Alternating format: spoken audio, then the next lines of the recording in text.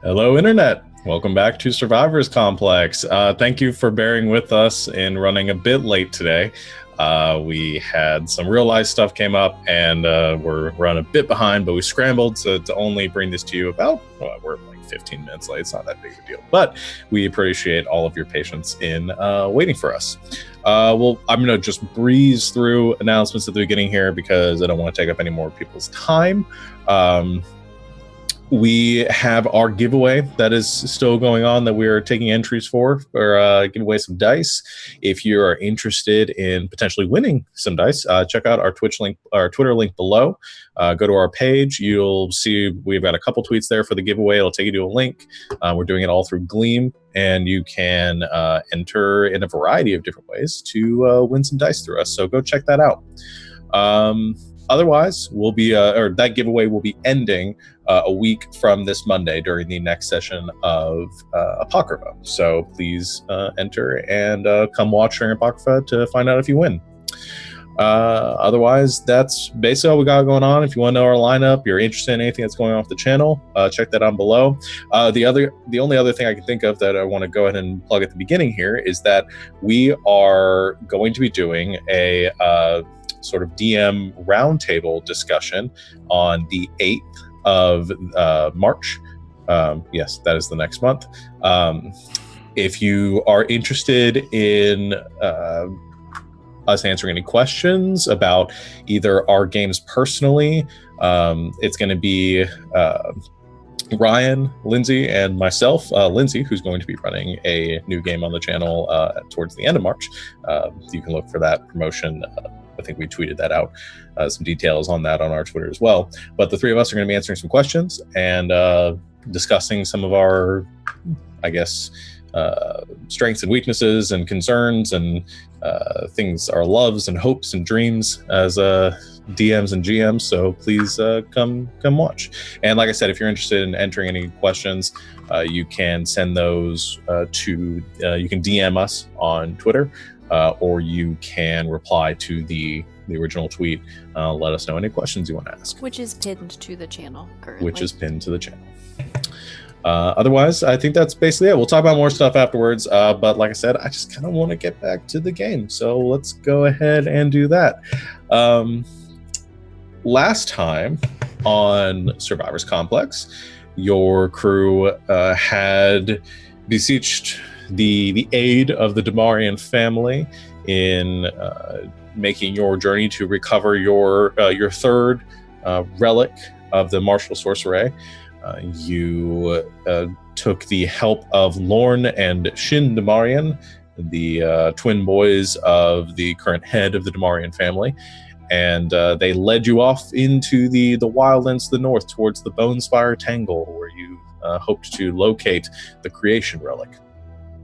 As you wound your way there, you had a couple of you had an encounter along the way with a Terra Hydra, which rose up from the grounds of a campsite that you found of the Cryptori that you're pursuing. You fought off the creature and then ran away screaming. The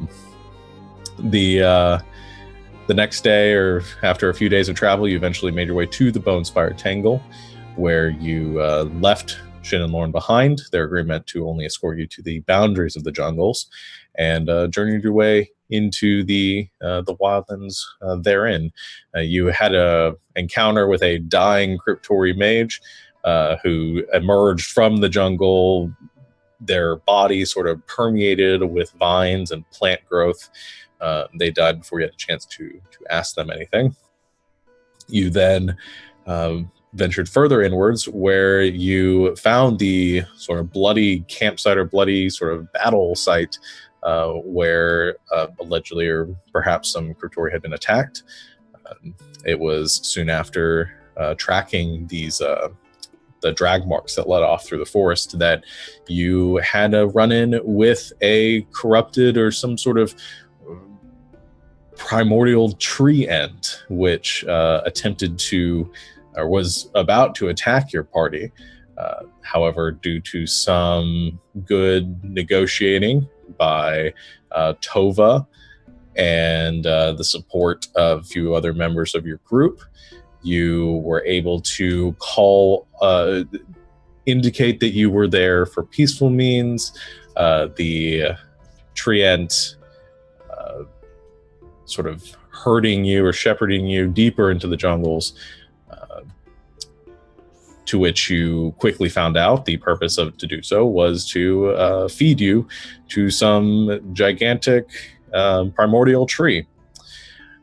You watched as one of the Cryptorian mages that had, as part of the scouting party, was dragged down into the caverns underneath the cairn of the viridescent sage, where they were absorbed into the tree. Lil brazenly jumped down into the pit, made her way into the cavern, the rest of you following suit, not wanting to fight off the dozen or so treants and other tree monsters that were herding you into this tunnel. You notice this massive tree growing in this cavern, these long sort of vines extending out from the roots and from around the tree, pulling you closer to it, or herding you closer to it. And you noticed about halfway up the tree, about 50 feet up, there was a glowing sort of green spot within the wood, the trunk of the tree itself. However, as Lil attempted to make her way towards it, the tree seemed to react negatively to that, and it began to swing out towards all of you in a hostile fashion. And that is where we're going to pick up our session here with combat. So I'm going to need everyone to roll for initiative. I'm so nervous. Ooh, gosh.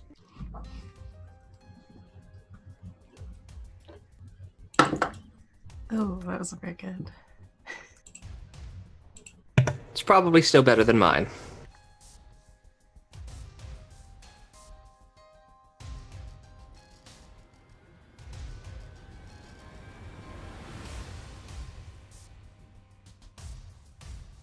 Wow. Hey, I'm rolling for me and Lil in real life, though. Oh, that's right. Okay. They're probably gonna be just as bad. Oh yeah, for our friends at home, I'm Jaegering Lilibet again today.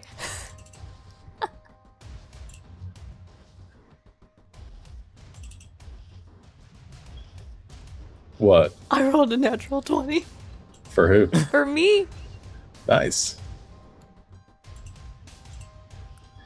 All right. I rolled a 19 for Lil. Oh, no! Oh, shit. I'm waiting on the tracker so I can change mine. Oh, sorry. 21 in total. Nice. Samesies. Let's see.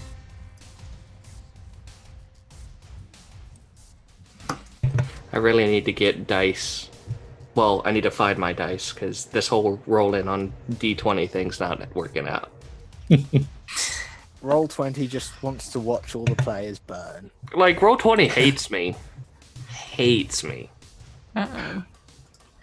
Where are your dice? All right. Is everybody updated on the tracker? All right, cool. So That's my real initiative. nice. I can't believe it. Well, the tree isn't going till close to last. Being that it's a tree, it's not the quickest of creatures. But that'll put it to. But it is quicker than Lucius. I was going to say, and yet, still quicker than me.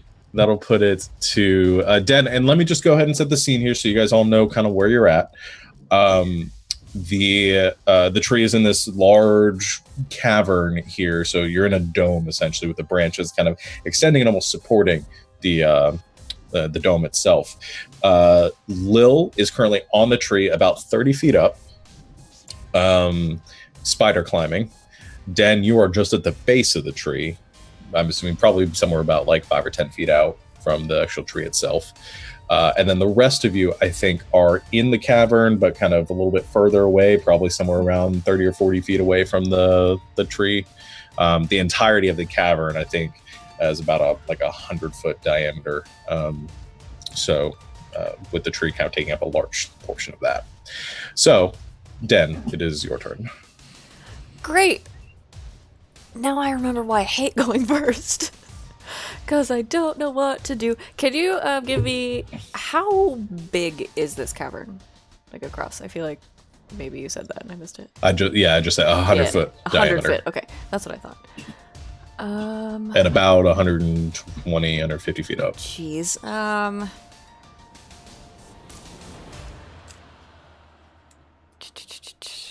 gonna use my... And the tree is like swinging at us. Oh my god, I don't It's know what looking to like it's do. about to. All the vines around kind of coiling, uncoiling like snakes across the ground, and the tree itself, you see the boughs begin to creak and crack as they begin to move. I get so excited about going first and then I panic because I don't know what to do. I'm gonna use a bonus action to cast a spiritual weapon.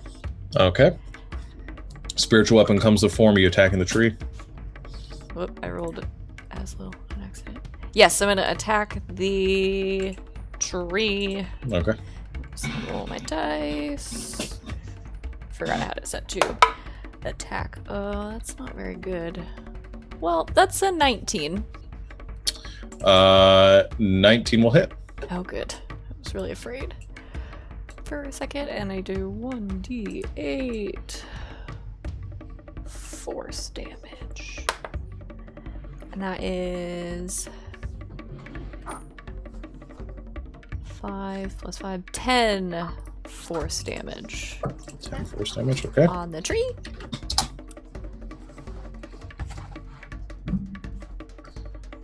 Does this count Alright. as a weapon attack? Yes. Great, I get Divine Strike once per turn, so I'm gonna go ahead and do it. Does that count? It just well, says on once on each of your no, turns. I guess you hit this it with isn't weapon a- attack. I guess I think it's a melee spell attack, not really a weapon. I'll allow it. Go ahead. Yay! It's a weapon. It's a spiritual Well, weapon. 5 It says weapon in the name. It That'd be says dumb weapon if it in the didn't. spell too. Okay, so Yeah. 5 thunder damage then for that guy too. Okay. So 15 damage. Yeah. And I don't want anybody to tell me if that's right or wrong. I think that just makes sense. Oh, that's fun. Okay, and then I will take out the Frostbrand battle axe, Okay. and I'll swing at the tree. And I feel like I should get advantage because it's an axe, and I'm hitting a tree. And then I'm No. like a tree's worst nightmare right now. You'd think. You think? I do think. Okay, and that's even worse than the last one. Okay, no, it's not. 17. 17 hits. Great. And the Frostbrand, I don't know how to use it, does 1d8 slashing damage. So that's 6, 7, 8, 9, 10, 11 slashing damage. And 2 cold damage to Mr. Tree.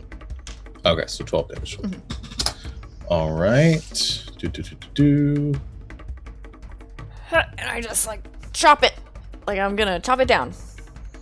All right. And both those are doing bludgeoning damage? Or no, both those are doing slashing damage. The axe does slashing damage. The spiritual weapon does force damage. Just force damage. Okay, just making sure. All right. Force damage, slashing damage, cold damage, thunder so damage is what I just you- did. Yeah, so you rush up to the tree, bring out your axe as your spiritual weapon forms in the air and slams into one side. You slam it to the other and sort of gouge out a pretty large chunk that then kind of crystallizes over.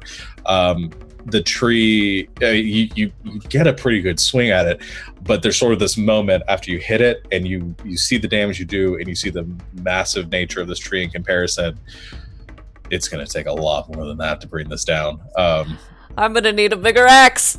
Yeah, that's sort of the moment you have, but you begin at first blood. So Does it bleed? It does not. Darn, that would have been creepy.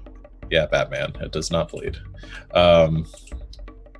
All right, that'll put it to Jasper's turn. Assuming you're staying there, Den, right? Yeah, I'm gonna stay up next to it. Okay, so Jasper, it's your turn. Okay, I'm also running up close to the tree, and because I want some of my health back after its minions threw a boulder at me, I'm casting Vampiric Touch. Okay. Go for it. So it's concentration, 1 minute, blah blah blah. I'll post a spell card in a minute. Yeah, I'm familiar with it. Yeah, go ahead and make your melee spell attack. That is 17. 17 hits. and because it's using a 5th level spell slot, it's 5d6 damage. Ooh.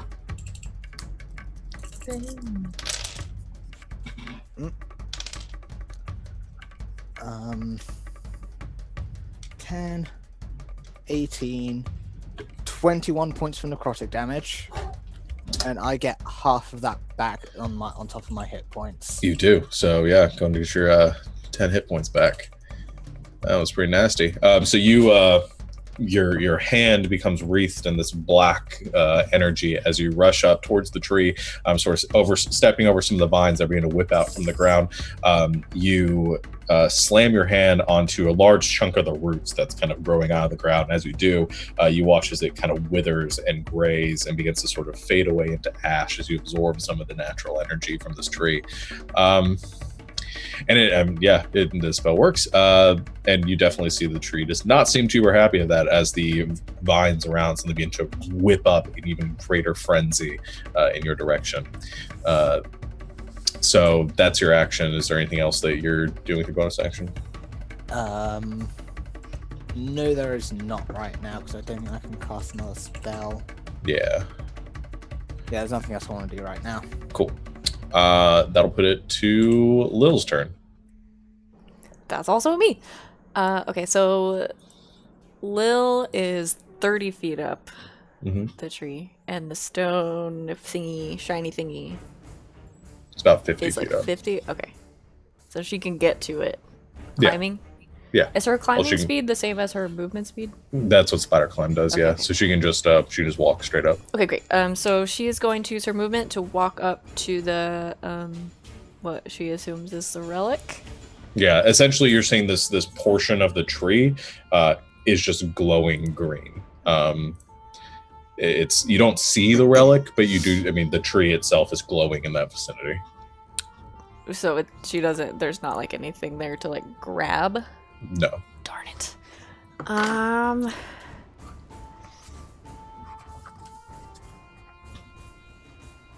Okay. Sorry, I'm reading what she told me she wanted me to do. Okay, well, she probably make the assumption that it's like inside the tree. She's just gonna hack at the tree where Go for the light is and see if she can like start getting into it. Okay. And she's got the sword now. I don't know how this thing works. We're just gonna leave it a +3 To the attack. to Okay. the attack, yeah.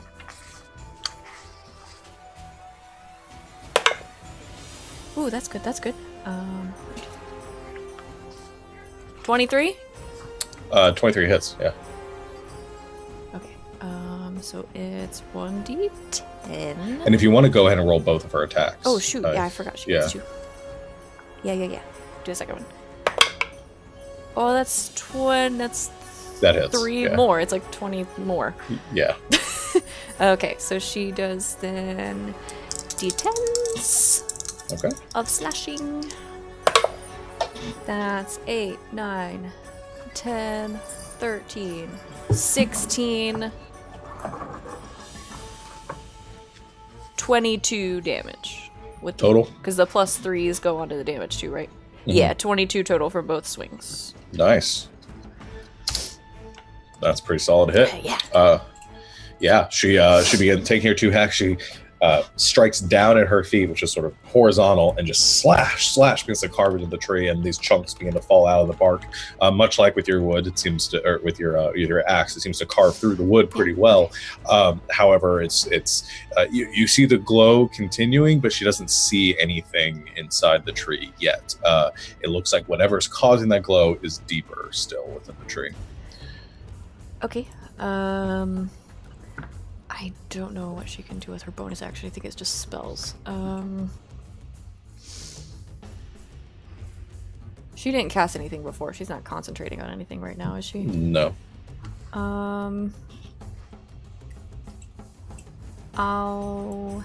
We'll do, I'll use her bonus action to do Shield of Faith on herself.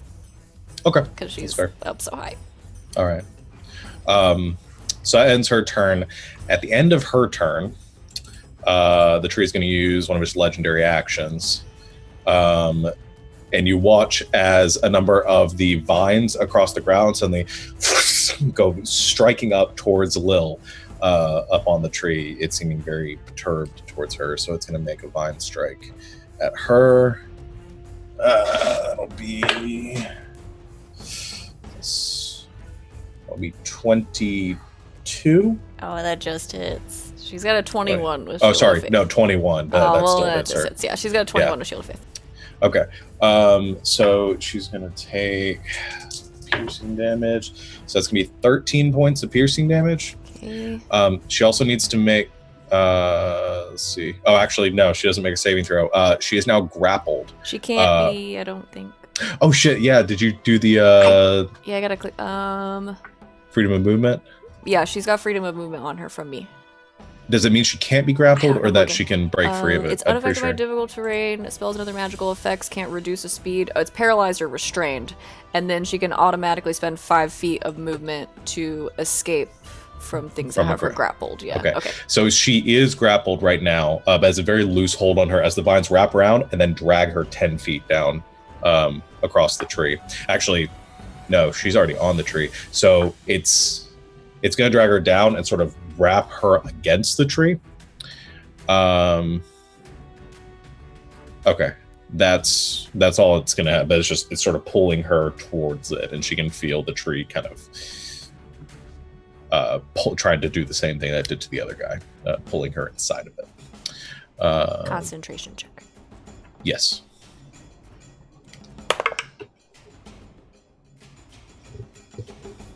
$12? That'll succeed. Yeah. Okay. She only took like 12 points of damage or 13 points of damage. All right. That ends the legendary action. That'll put it to Tova. Okay. Seeing that Lil probably needs some help. Gonna rush over there. I'm gonna dash and try to climb up as far up the tree that I can get. Sure. It was like, so I'm about 50 feet away, right, from the tree. I'd said like 30 or 40. Okay. So I have 90 feet if I'm dashing. Oh yeah, no, you're good. Do you have the thing where you could run up like surfaces too, or Not do you? yet. Not Yes. yet. No. Okay, so it's going to take you half of your. So it takes you 30 feet of movement to get to the tree. Okay. You have 9. Yeah, you have enough. You can get up to her. That's not even really a question.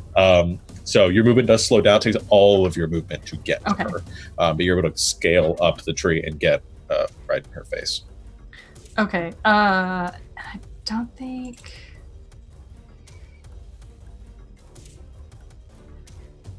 So I have like a bonus. As a bonus, I can like do an unarmed attack. Could I potentially like try to help get her out of there? I don't know. You could attempt that to strike the vines to try Okay. to break their grapple. Yeah. Yeah, go for All it. right. Oh. Natural 20. Shit. All right. Okay. But I'm just punching, so it's not as much. Okay, let's see. So what is that? I always forget what it is. So Do what's I- your damage die with the? for an unarmed strike, it's 1d6 plus 4. Okay, so roll 2d6. Okay. And because my friend is within 5 feet, can I sneak attack? You're not using a finesse weapon, so Oh, you yeah. can't sneak attack with that. All right. Well, let's see. 14. bludgeoning 14 bludgeoning damage. Okay. damage. Yeah, I mean, I'd say that's close enough. So the vines that are wrapped around Lil, you run up and you just sort of chop at them against the tree. As you do, they break mostly in between that and Lil's kind of slippery nature right now. The vines, she's sort of able to pull herself out of those vines there. So you've ended the grapple on her. All right. All right. Let's see what we got.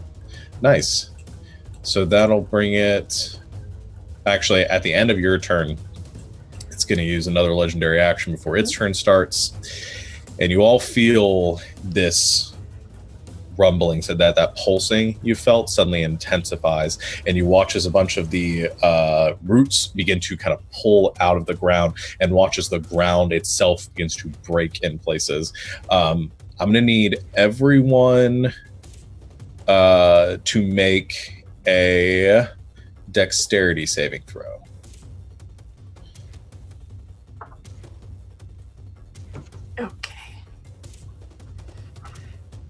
19. 19 succeeds. I don't succeed. I got a 18 and Lil got a 16. 18 succeeds, 16 fails.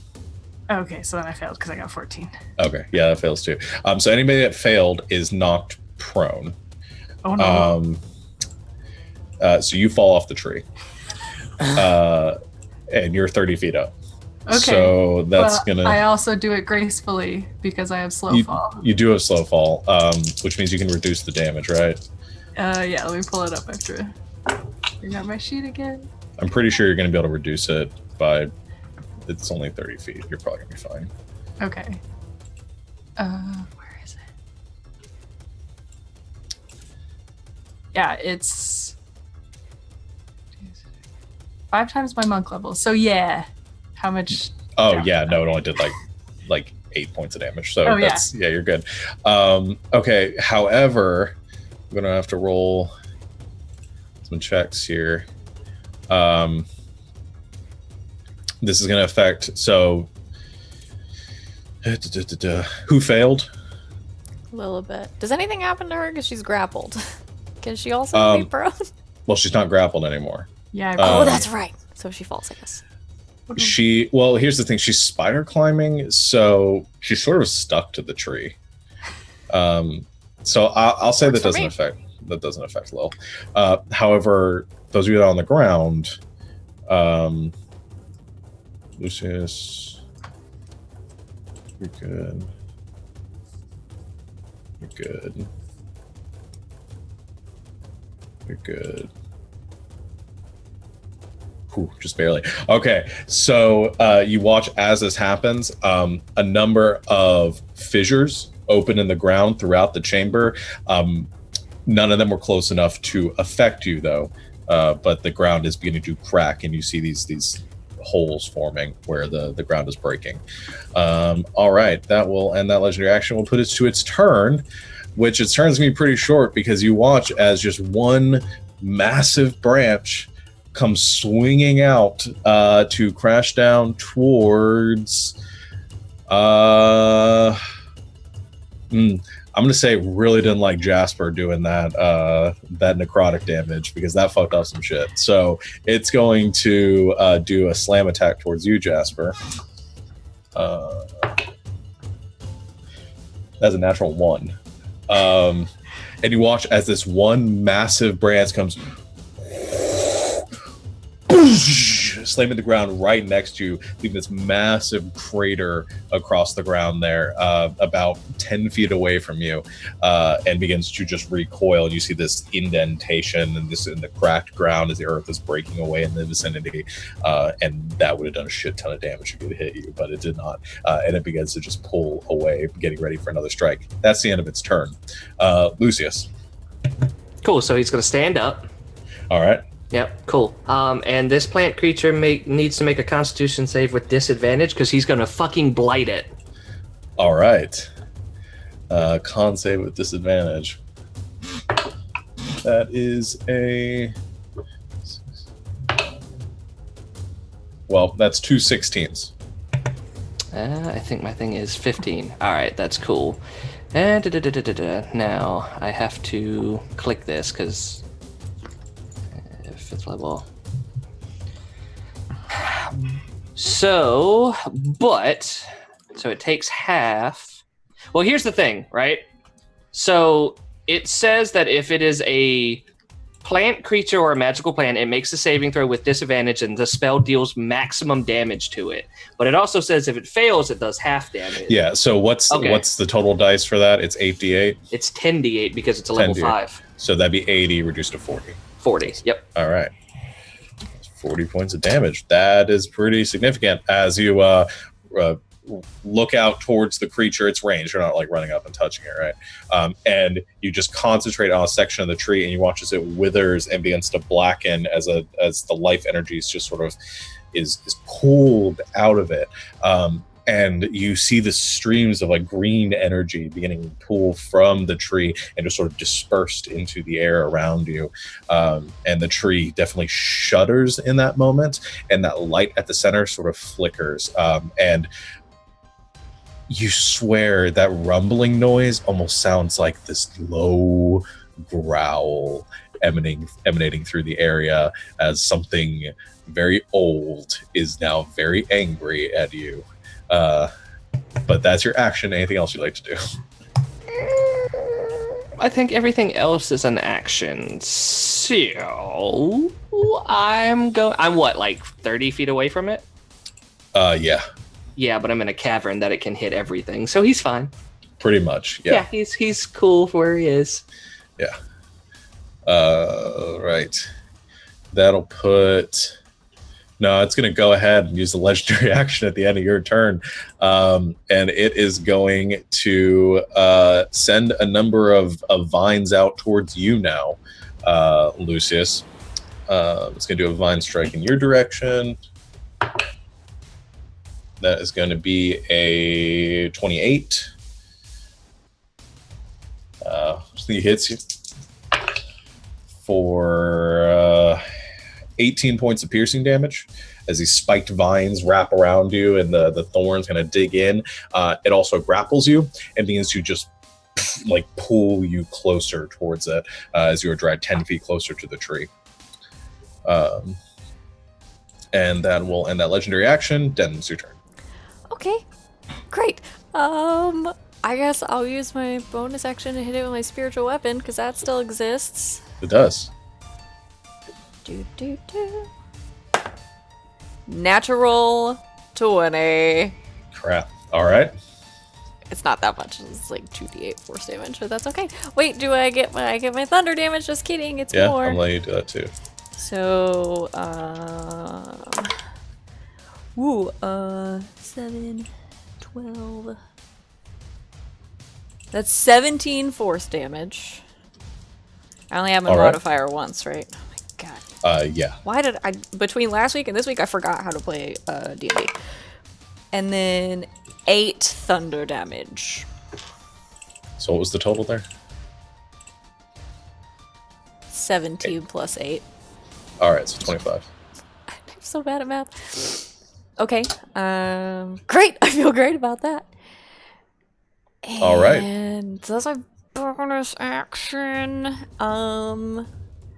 Since this really seems to be working, I'm gonna use my action to go up to the tree and touch it and cast Inflict Wounds on it. Nice. I'm gonna try Okay. to hurt it. Go ahead and do that attack. I'm so nervous. Natural 20. Just wait till next week when we start using dice cams This in our guy? living room. Yeah. All right, go ahead. Thanks, Polyhero Wizard Dice. Oh my god. I love you. That's so many. What does this spell even do? Man, those weighted dice really come in handy. I know, right? Thanks, Polyhero, for helping. No, I'm just kidding. I love this red dice. Oh my gosh. I'm going to use it for everything. Holy crap. 5, 9, 10. That wasn't very good. Oh, that's way better. 18, 28 necrotic damage. All right. That's a lot of necrotic damage. All right. 20 necrotic damage as you then lay your hand on the tree as well, and there's this blackened form that begins to emanate out. The vines lashing out, maybe not as much as they did towards Lucius, but they are they're definitely angry at you too, as you see these kind of withered forms forming around the tree where you guys are inflicting this necrotic damage. Okay. Good turn. That'll put to the end of your turn, and no, it's going to hold off. It's going to see what Jasper does. Jasper, you go ahead. I'm gonna keep Vampiric touching the tree. Okay, go for it. Did you make a concentration check when it damaged you last time? I didn't take any damage. Oh, no, I thought it hit you with a vine. Never mind, that was Lucius. I'm confusing you guys. That's right, go ahead. 15 to hit. 15 just hits. A. This thing is pretty easy to hit, I'm dropping dice. given that it's a giant tree. Okay, so that's 18, 22, 25 more points of necrotic damage, and I get half of that back. Yeah, you do. Hey, Okay. look, I'm back up to full health. Okay. That's you put your hand on it and still more necrotic damage, now completely sort of dissolving this root that is there, and it just withers away and blackens to this actually that gray turns into this white color as it this dead wood just begins to crumble into essentially ash at your fingertips. Anything else you'd like to do for your bonus action? Nope, that's my turn. All right. At the end of your turn, since you did that, it's going to send a vine out towards you with a legendary action. That's going to be a 30 to hit. So it will be 22 points of piercing damage. And you are grappled. And you are pulled, since you're close to the tree, you are pulled against the tree at this point. And And I just, need to make a concentration check. you do.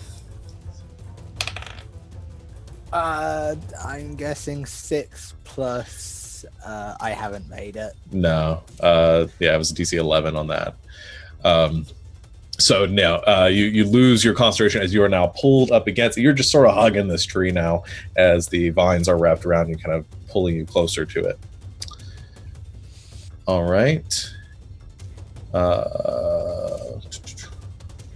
That will end the legendary action. Oh, wait, it's Lil's turn now. I skipped Lil. Yes, it's Lil's Okay. turn. Go ahead for Lil. Okay, I guess she's gonna climb back up the tree. Yeah, I mean, she's good. She's Yeah. not grappled anymore. She's gonna climb back up the tree and oh geez, can she get to where she was before? Yeah, she only got dragged 10 feet back, Okay. so. Okay.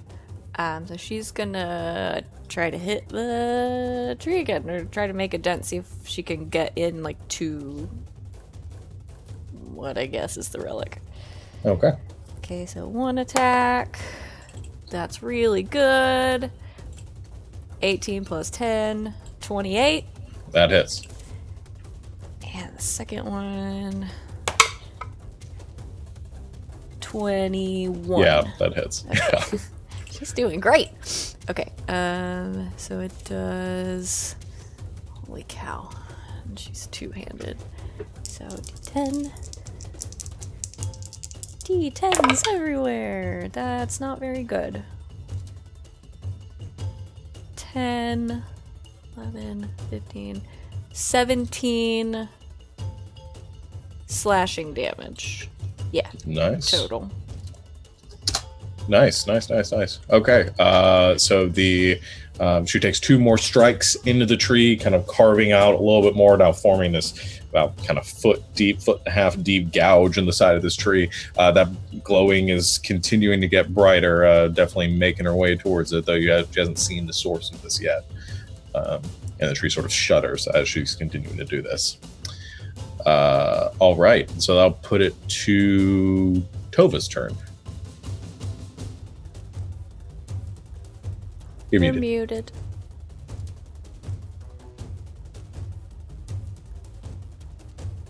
muted. Either that or your headset just went out.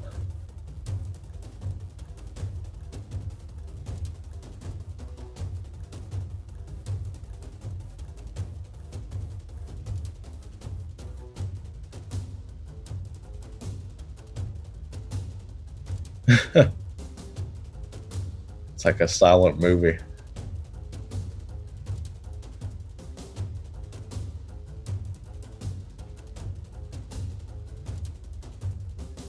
Is that better? Can you hear me now? yeah, Yeah. I can hear you. Yeah. Okay. Thanks. All right. Cool. That works now. All right. I'm gonna run over there and try to help Jasper out. Looks like he's hogging that tree, but might not like to. Okay, yeah, you're like right near him. You just sort of stand up from the ground. Yeah, sort of like swing with Long Fang and try to like cut those vines. Okay, yeah. Let's see. That is 25 to hit. That hits. Okay. Let's see. 3. So 9 damage. Okay. You cut through the vines a bit. They're not completely severed You have though. a friend within 5 feet. Oh, you do. Another one? Yeah, I'll let you do the sneak attack. Yeah. Okay. I hear Star's voice. 6 more damage. So they bring the total to? Yes. It was 9 plus 6. Yeah, 9. 15. Let's see. Yeah. Okay, that is enough. You slice through the vines, and Jasper, you can pull yourself away from the tree. You are now free. And as you pull yourself free, you can see that there's this section of the wood that kind of began to morph into like the perfect shape of your body, just from your brief contact against it. And as you move away from it, it kind of returns to its normal. It's almost like it had smoothed out and getting ready to absorb you. No. All right, that's your first attack, though. Okay, and then if I remember correctly, Lucius is also being attacked by vines. He is, but he's back from the tree right now. He hasn't been pulled against it yet. He is currently being dragged towards it. Okay, I'm gonna attack the vines, just like that are right there. All right, you run up That to are the ones that connected are to him. yeah, and go to slash at those. All right. Oh, that's a natural 1. Yeah, that'll miss. No. Yeah. Okay, but I'm gonna spend a key point and flurry of blows, and I'm so mad. Punch the tree. Punch the tree or punch the vines. Oh, punch the vines, and I'm gonna, because it's flurry of blows, I'm gonna do it twice. Okay, yeah, go ahead and make a shot. Okay, let's see. That is like 23 for the first one. Yeah. And 16 for the second one. Yeah, both those hit. Okay. Let's roll both of these together. Wasn't very much. So let's see. 5 and 6. So 11. Okay. You begin to punch through the vine and kind of punching at them. It's not doing as it's not as good as trying to slash at them. They're damaged as some of them break and are being to sort of fray. But it's still intact. You're still helped, Lucius. But it is you've begun to do some damage. They'll look like they're just about to break though. All right. Okay. Which at the end of your turn, a bunch of the vines on the ground go striking out towards you, Tova. So you're kind of running around and messing with it. That's only a 15 to hit though. Nope. So that was really low. You are able to dodge out of the way as a bunch of these vines shoot up from the ground, and you just sort of flatten yourself against the earth as they pass overhead, and then roll to the side and spring back up. That's going to end your turn, and that'll put to the tree's turn. At which point it's going to make a big fucking branch attack at Lucius. This is super duper angry at you right now. So that'll be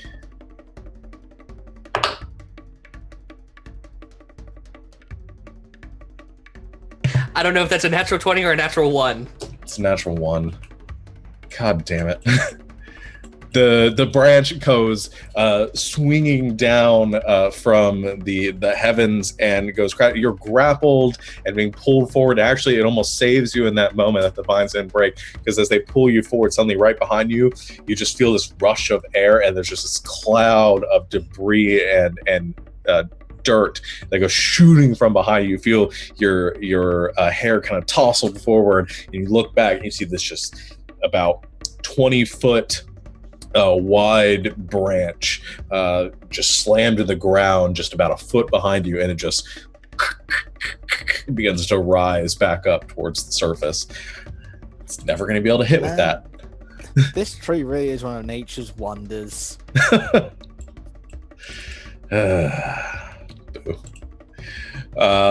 That's all it can do. So that'll put it to Lucius's turn.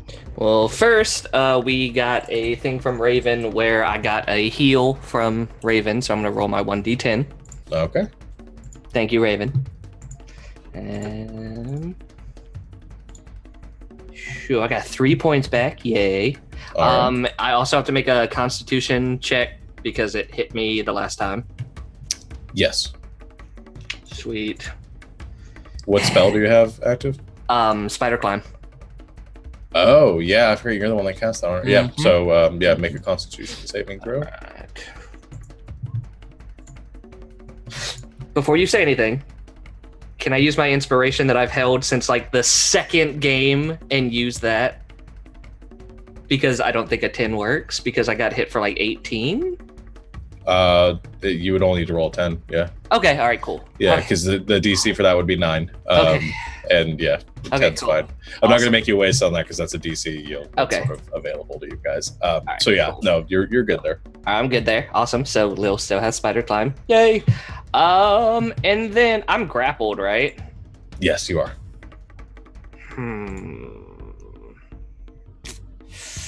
I have to look at this thing because screw it, because I have the spell slots. Yeah, I'm gonna blight him again because he's like right there. I just touch it. Okay. You're blinding the vines or the tree? Are the vines connected to the tree or? You don't gather that attacking. I mean, they are related to the tree. Okay, but it's not having, like damaging the vines does not damage the tree.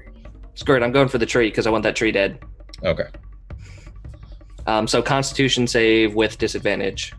Okay. Where did I'm not rolling that die anymore.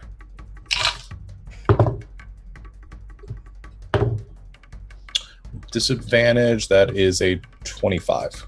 All right, cool. So it did succeed, but it still takes half damage. So 40 points of damage again. Mhm.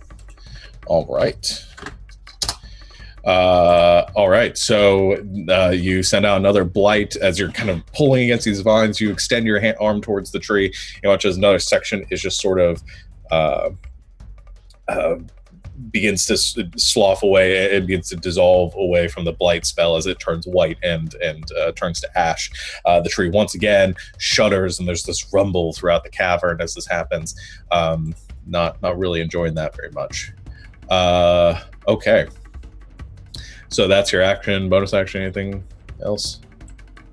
No, well, I'm like, because that's the action. I can't move because I'm grappled, but it would take an action to get out of it. So Yeah. yeah. Okay. Lucius, or Den. I'm gonna keep hitting it. All right, go for it, Den. Okay, bonus action, spiritual weapon. All right. That's not very good. 13.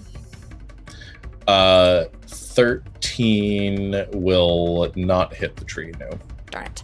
Then I would use my action to swing the Frostbrand, which I need to look at my sheet because I keep forgetting how it works.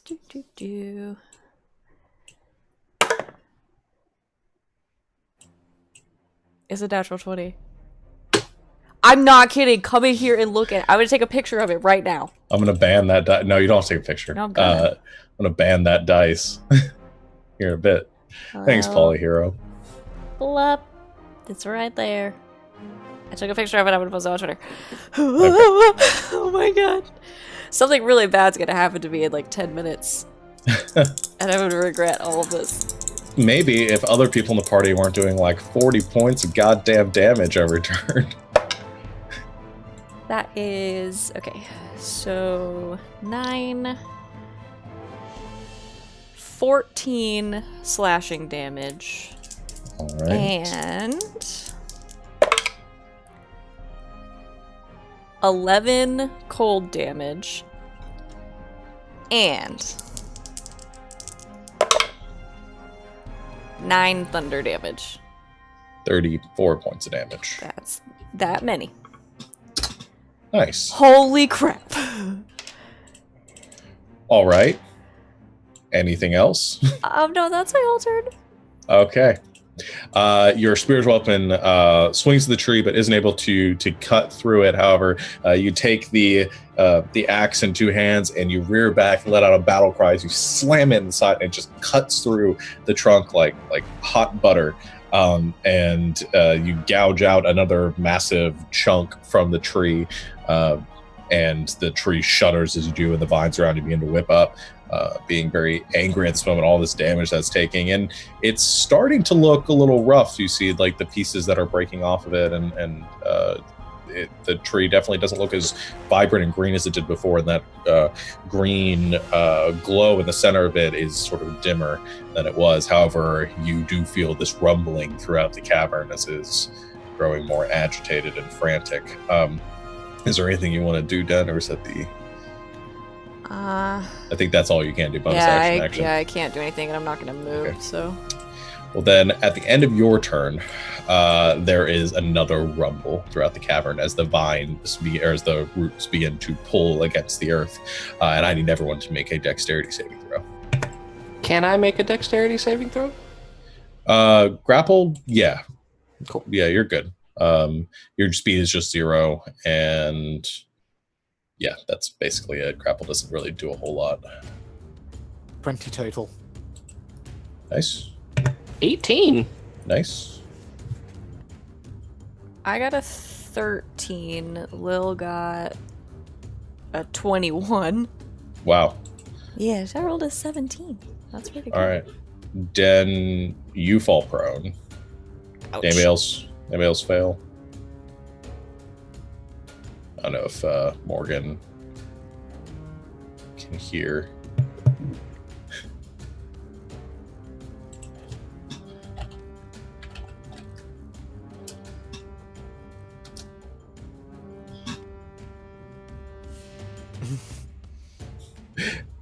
Sorry. Did you make a dexterity saving throw?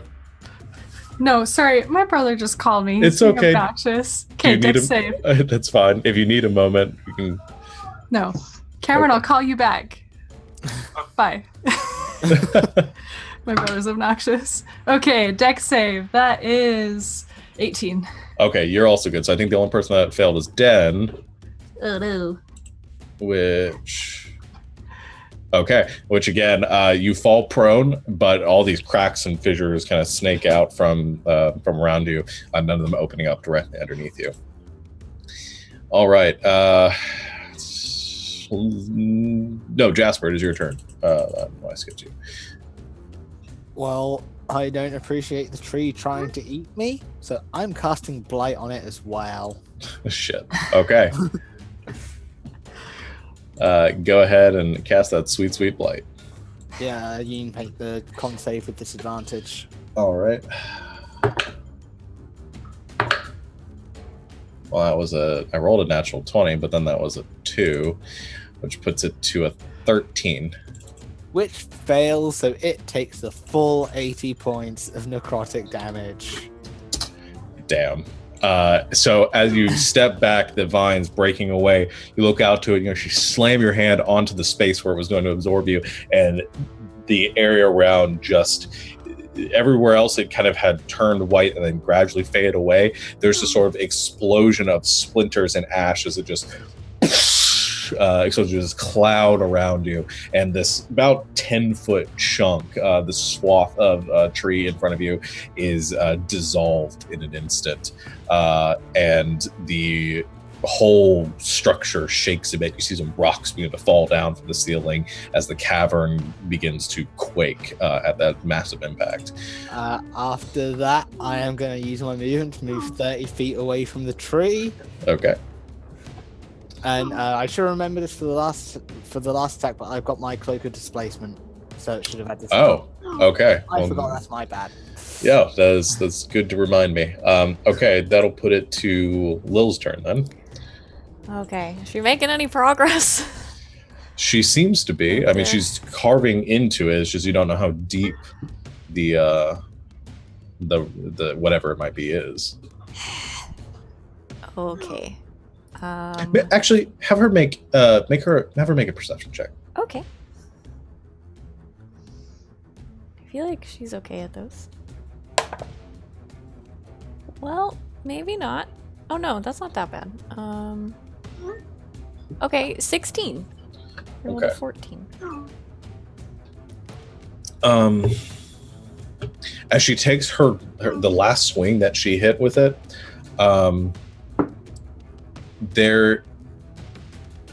there's a slight area. So I don't know if it's sort of this dim green, but you see there's this one sliver where it looks much brighter than the rest.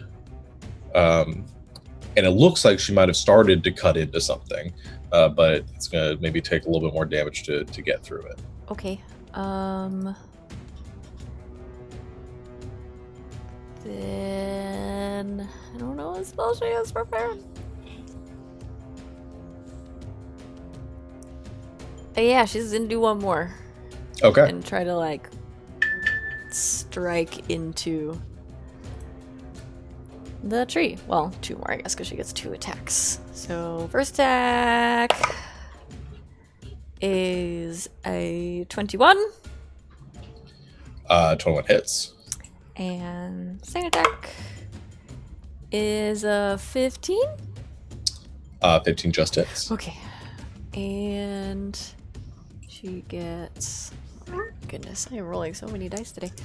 D10s of slashing. That is 10, 13, 15 plus 21 slashing damage. Not plus All right. 21, just 21 total. All right, 21. Okay, so with this round of attacks, she slashes once towards that gap, and you watch as it kind of breaks open a bit, and then she slashes again, and she plunges her sword in. It actually goes all the way through this time, like down to the hilt, and she pulls it out, and you see now she's opened up about this half a foot wide gap, and she looks into it, and there is a hollow interior to this tree, and it extends the radius of it. You see probably just kind of this green glow permeate the inside, and you can see it's probably about 40 feet across or so. But suspended at the center of this tree is this glowing, fleshy heart.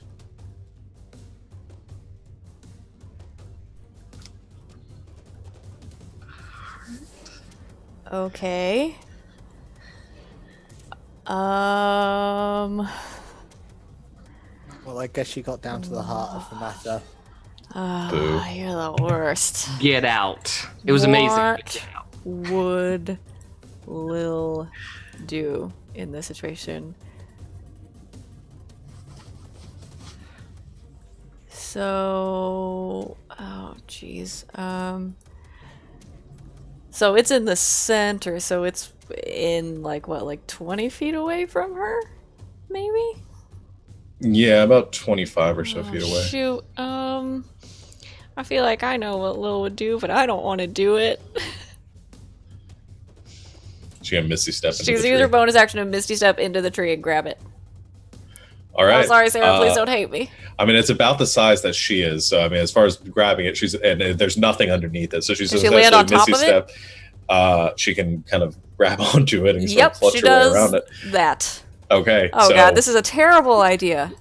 everyone outside watches as Lil takes 2 more takes a slash into the tree and then thrusts forward. As she rips the blade out, she looks inside, she kind of looks around towards all of you with a grin, and then suddenly poof, just disappears. You don't see where she's gone. And that'll end Lil's turn. At that I'm so moment, stressed. at that moment,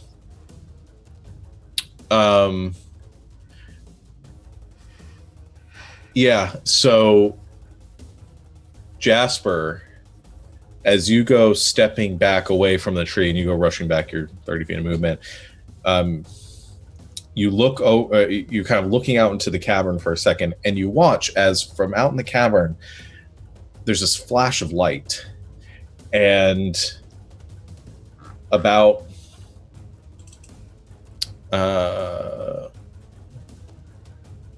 8 of these glowing beams of energy go, and then striking out towards, I guess you're in the back now, so towards you, as 8 magic missiles go streaking in your direction, and you see a figure appearing as an invisibility spell fades. This elven man with sort of brown hair. The rest of you that see this figure and these dark black robes specked with gold. Actually, no, his robes, so I think were more like a blue or a purple specked with gold towards the head. You all see Halridian now appearing in this cavern and sends out a barrage of magic missiles towards Jasper.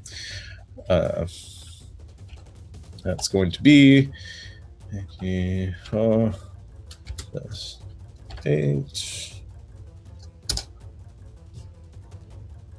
That'll be 25 points of force damage.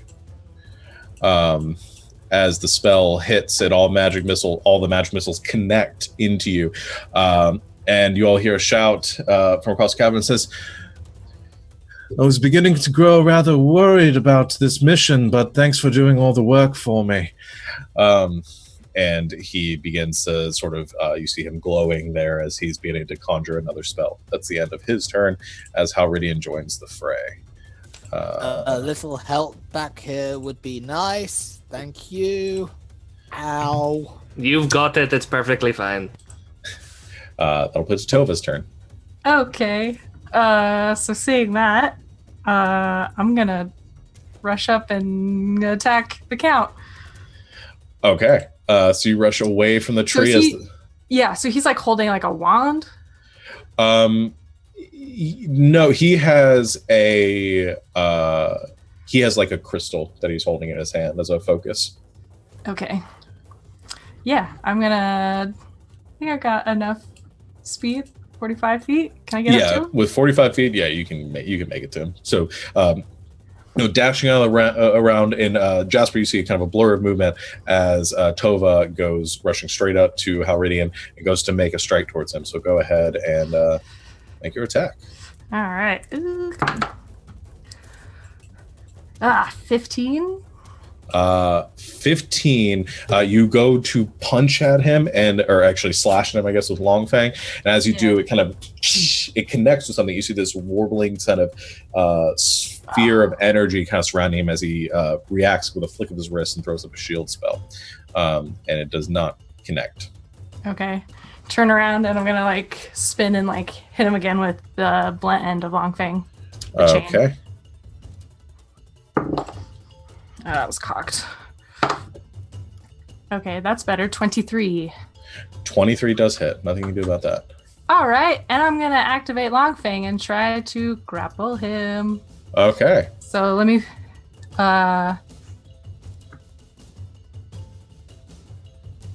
Okay, he has to make a DC 15 saving throw. Dexterity. Strength. Oh, dexterity saving throw. Okay. Yeah, strength to break out of it, dexterity to avoid it. That's right. That's not enough. That's a 4 or a 6. Yeah. No. Okay, and let me figure out the damage on that hit. 4. Okay, and that's 10 bludgeoning damage as well. And he's restrained. All right. The attack connects and wraps around him and kind of holds him in place. However, as it hits, you see this sort of almost secondary, this glow around him, this barrier, that it takes the impact of the blow and just seems to absorb it. And you see some cracks being formed, but it did not seem to get through to him. It dealt damage, but there's something that is protecting him right now. Okay. So that will... that's your action. Anything else?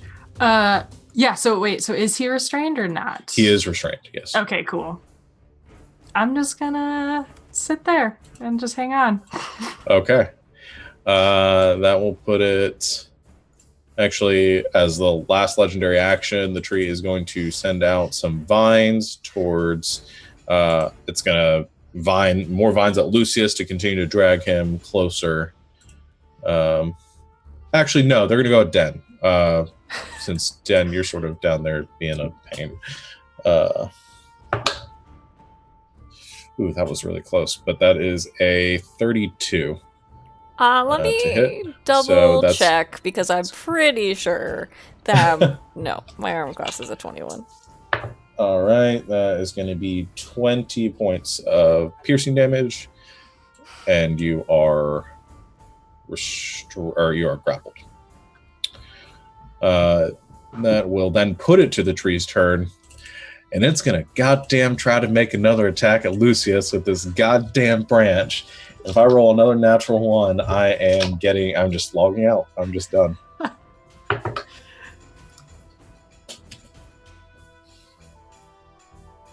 No way!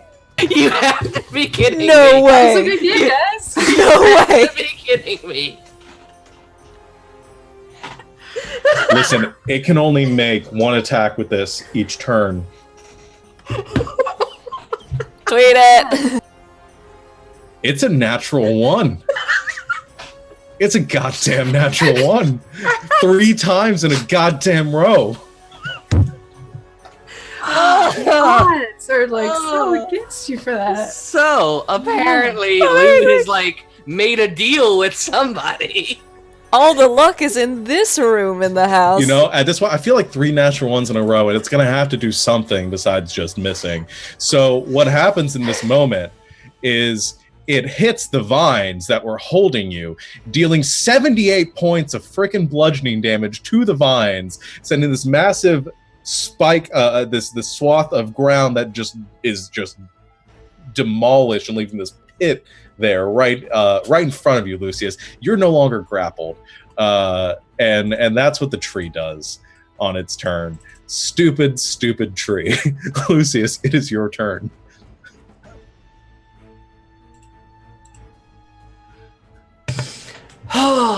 Okay, I'm fine. So I stand up. Yes. And You're not prone. You're just standing there. Oh, I'm just standing there. Yeah. Great. Essentially, you were being dragged towards the tree. You were about 20 feet away from the tree at this point, and then this massive branch comes striking down, breaks all the vines between you and the tree, and now you're just standing there and fine and dandy, able to do whatever the hell you want. So go ahead and blind it again. Actually, I'm not gonna blind it because I only have a certain level. I only have a certain number of spell slots, and I don't want to use it right now. Oh no! I do want to vapor puppets coming out.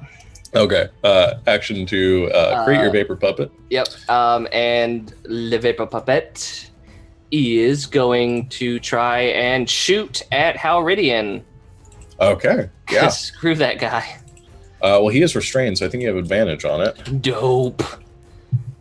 All right. Natural 20, 25. Shit. All right. Roll damage.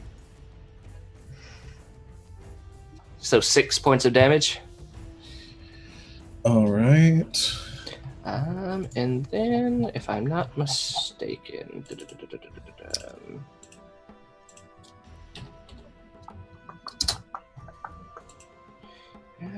and I think everything else that I have is an action. Okay. So yeah. All right. So your vapor puppet takes another shot at Halridian with this ghostly sort of bullet of smoke in the air propelled towards him. It strikes again, stopping about like an inch away from his actual face and hitting this barrier around him, which begins to crack a bit more and looks rather fragile at this point. But he does not seem to have taken any damage yet. That will put it to the end of Lucius's turn. So tree's going to make... It's going to do another... it's going to do an earthquake. So it is going to... Let's see. Why is the sheet not working? Great. Screw you, tree. All right. So I need everyone to make a dexterity saving throw again. Does Lil have to make one? No, Lil's fine. Okay, great. As far as we know, maybe she's not fine. Lucius got a natural 20 for a 21. Crap. All right. I got a 20 Natural. total. Natural 1. Ooh. And I got a 10. All right. So the two of you fall prone. And then still holding on. Does Halridian fall over? Well, So, like,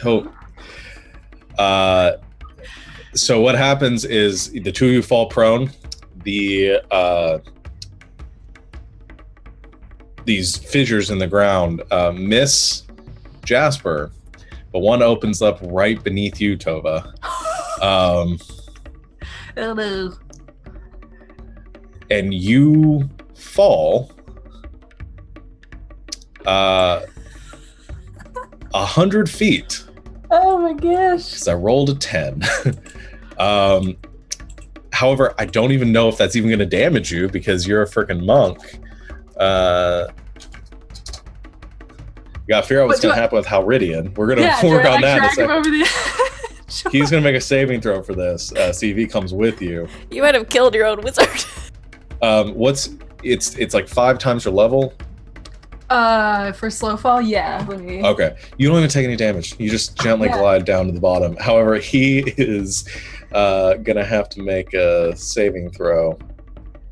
I mean, the chain's only like 10 feet long. Well, yeah, he's either coming with you or he's staying up there. That's and true. Well, here's what's actually we're gonna play this out here. Okay, so he makes a strength save to try to start. I'm just gonna roll it because I'm going to my dice. All right, so I think that's enough. So I actually don't think you probably don't even fall that much because he holds himself up there. Actually, you make a strength save too because we're gonna see if you hold on to the to Longfang. Oh no. I do not. I just rolled a 1. So you fall, losing your grip on Longfang as it sort of slides through your fingers, the chain dangling down into the pit, Halridian just holding himself on the edge as you disappear out of sight. And he is now standing there with the chain sort of wrapped around him, which sort of goes limp when it's not in your grasp and the chain begins to sort of fall. And yeah, Tova just disappears. That will end that legendary action. Den, did you have your turn or it's now your turn? It's my turn. Okay, go for it. I'm grappled. Yes. Which means You can't move. something. That's it though, right? I can still do stuff? Yeah. Okay. You know what? I'm really tired of this tree and I don't even know if I can like tell this. Do I get the impression that Halridian is like doing anything to the tree? Like he's connected to the tree, or we just have like mean elf guy and mean tree and they're not like connected or anything? He's not like controlling the tree. No, you're getting the impression here, I'll say, that he's making the best of a situation that was presented to him. Okay, so just being a douche. Got it. What I'm gonna do then, because I'm really tired of the tree, I'm gonna turn towards the like trunk of the tree and cast Destructive Wave, just like right at it. I'm just gonna wreck it.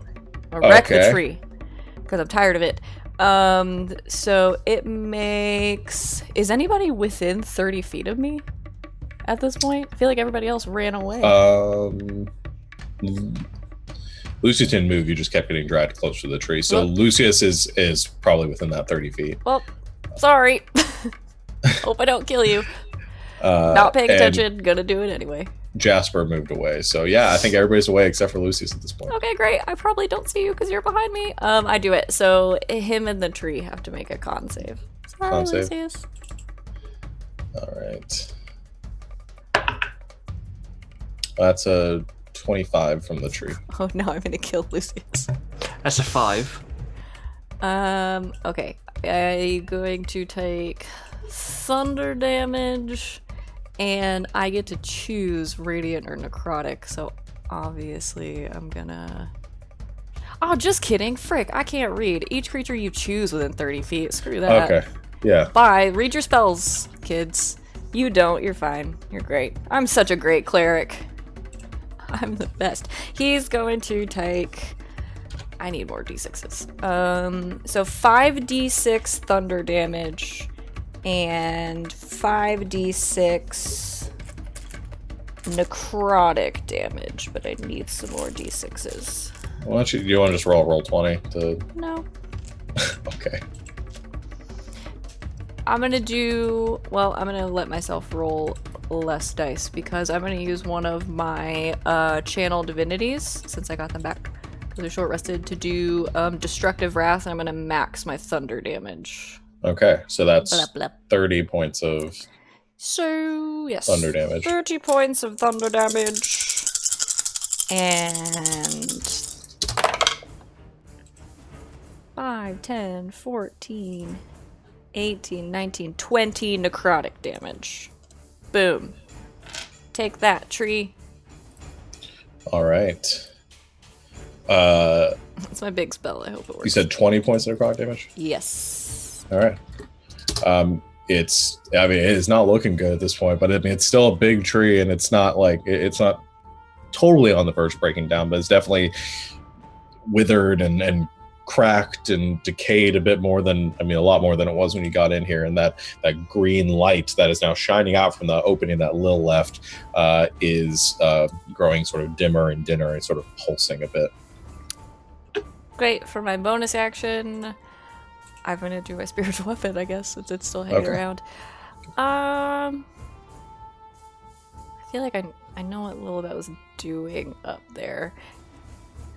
Oh, I think my spiritual weapon, how far can it move? 20 feet? Mm-hmm. I'm gonna send it like up the tree. Okay. Towards where Lil was hacking away, and then I'm gonna swing. So it's main attack on the way up. All right. Yeah. Go for it. It's going towards what she was doing. Yeah. That's a 28. Yeah, that hits. Great. So force damage. Wow, that's 6 force damage and 5 thunder damage. Ew. So 11 points damage total. Okay. Yeah. All right. That'll be the end of your turn. As your spiritual weapon goes gliding up to make a strike at the tree. I'll put it to Jasper's turn. I am going to stand up All right. and I will look at Halridian. I will smirk and I will shoot him with an Eldritch Blast. Well, 2, because I can. Okay. Bigger strikes.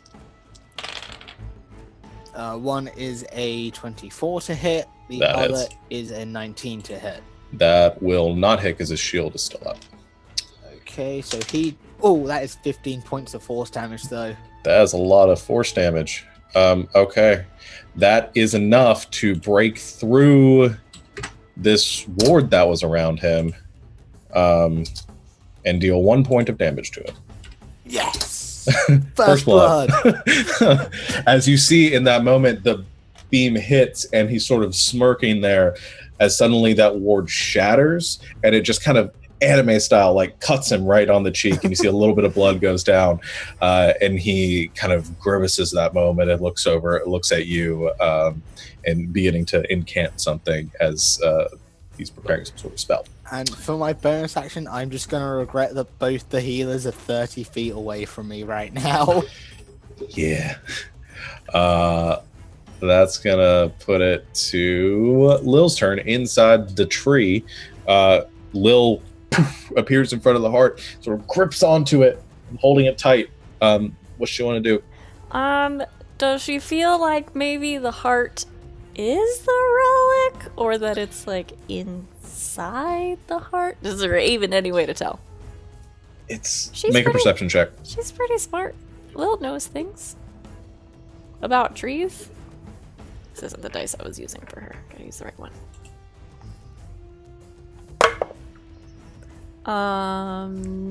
19. 19. The heart pulses for a moment. Lip. And as it does, you see this flash of light, and she sees kind of permeated through the heart, almost like this dark outline of an object inside of it. That it's really hard to see whatever it is, but there's this object in this kind of dark silhouette that is inside the heart. As it pulses for a moment, she sees it, and then as the light dissipates, she can't see it anymore. Can she get, like, she's really little. Can she get, like, on top of the heart? Sure. Like, yeah. stand on it? She kind of pulls herself on top of it. It's not, like, really great footing, but she's able to stand on top of it. Okay, then she's gonna feel really bad about stabbing this tree later, probably. Well, the tree's been trying to stab your friend, so... True. She's gonna take her sword, both hands, and down into the heart and try to, like, make a hole so she could, like, get to whatever Alright, is make inside. an attack. Okay, numero uno. That's a 17 plus 10. That hits. Yay. Frick. Damage is 6. 12 damage on the first one. Okay. Is she going to do another strike? Yeah, I guess she probably doesn't get all the way through in one. She stabs into it, but no, doesn't seem to do as much. However, there is this, as she stabs into it, there is this quaking around the tree, and the light begins to flash as this green fluid begins to pour out of the heart and down to the darkness below, down 50 feet to the base of the tree.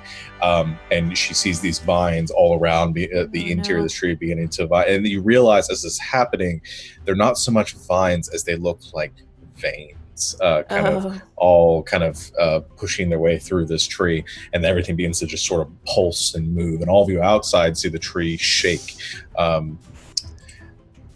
So yeah, she's doing damage to it, but it doesn't seem to be enough to have fully carved through it at this point. That's so creepy. Okay, she'll do another one.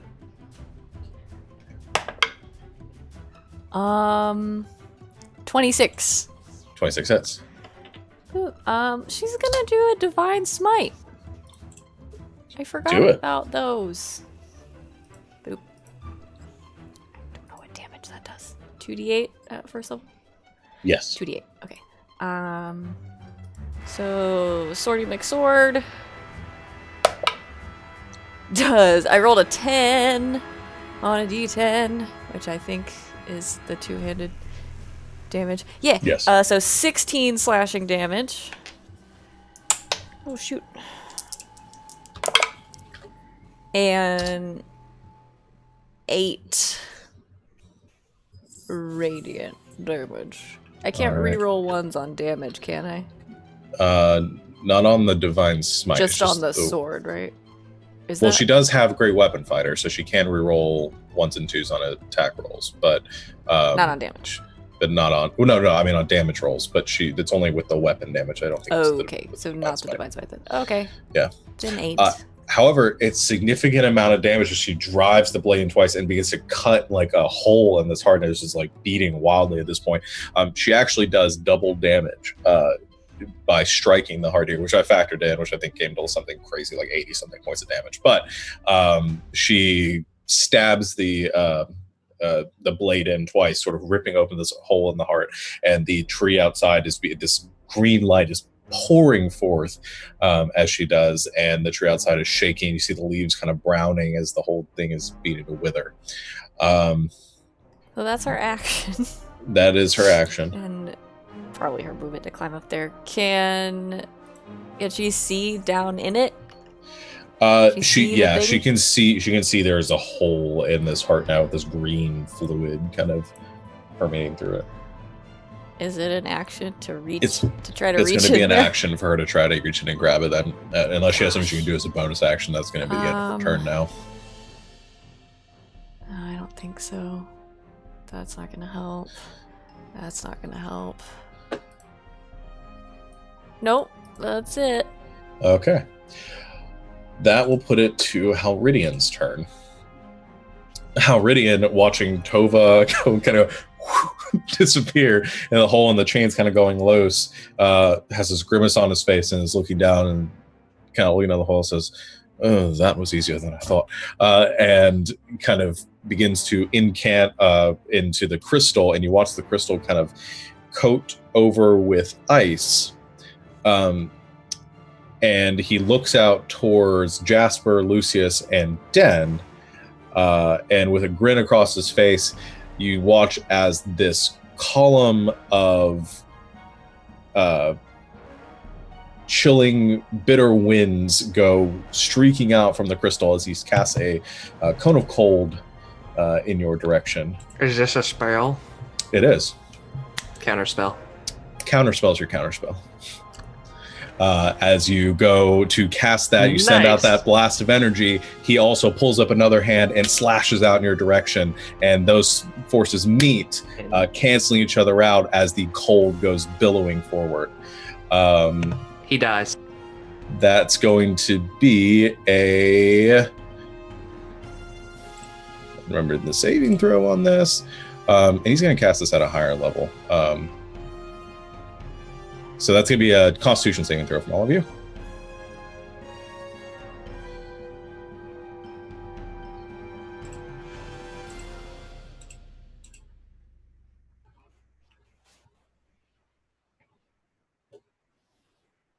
Did you roll another natural 20? God damn it.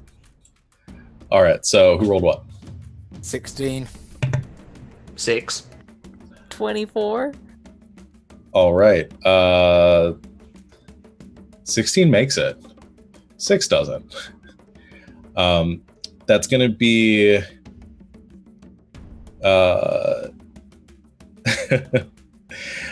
That's going to be 53 points of cold damage to Lucius.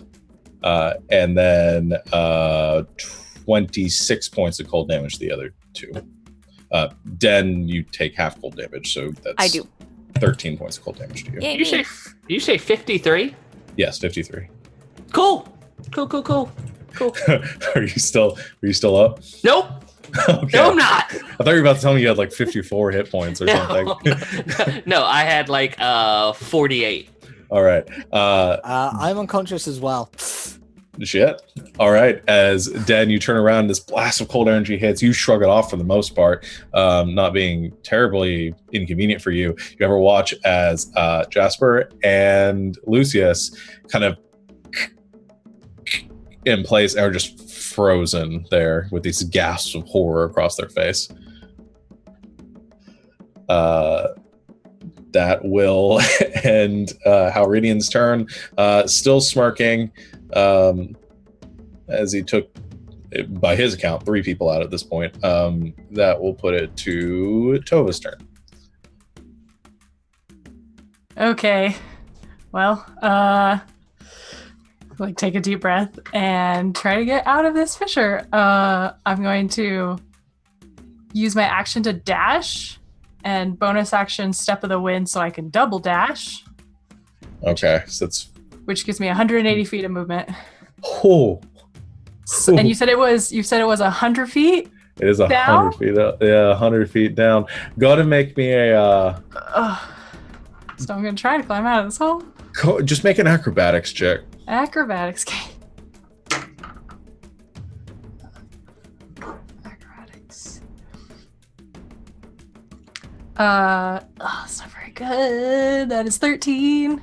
Okay, it's not great, but with that doubled movement, you're able to scale up the wall, sort of leaping off one side of the other and sort of kicking your way up the walls. As you make it just to the top, towards the end of the term, you grab onto the chain of Longfang and are just like you are about 5 feet down on the gap right now as you make your way up, but you're basically all the way back up. You just weren't quite able to crest over the top. Okay. And that's all I got. All right. That'll put it to the tree's turn. The tree's gonna attack Halridian because the tree also took. I forgot to make the saving throw for it. Hold on, let me see if it succeeded. That's a natural 20 from the tree, so a lot. So the tree only took half damage from that, but the tree's not happy about the cold damage and goes to strike with its branch down towards Halridian.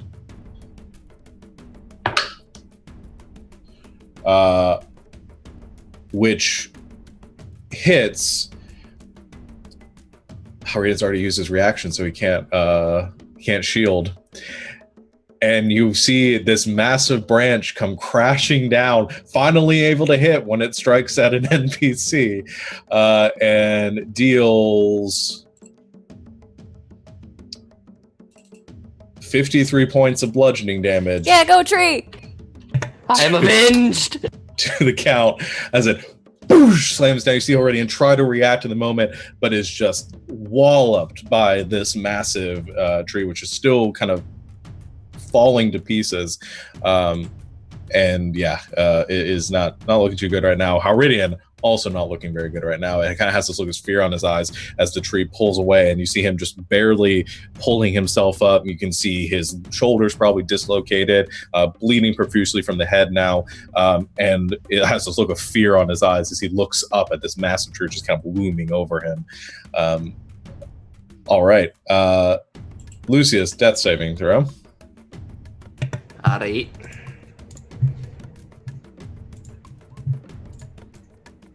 $12.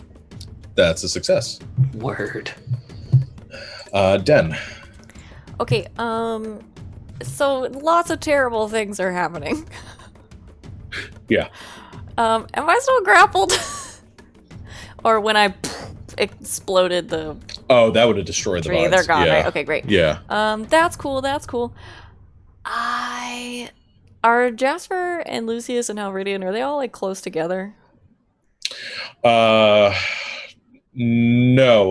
Jasper's probably about 30 feet away from you.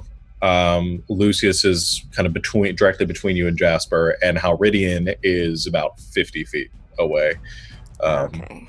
Past that. So they're all sort of in a line, kind of, from you, but different distances. So I couldn't get them all in, say, a shatter spell. No. Okay. What's the radius on Shatter? It's 10 foot. So it's a 20 10 foot. foot. It's a 20 foot 20 foot across. sphere, yeah. You could probably get... I'd say you could get both Lucius and Jasper in that, but you couldn't get Halridian as well. You just barely be able to get both Lucius and Jasper.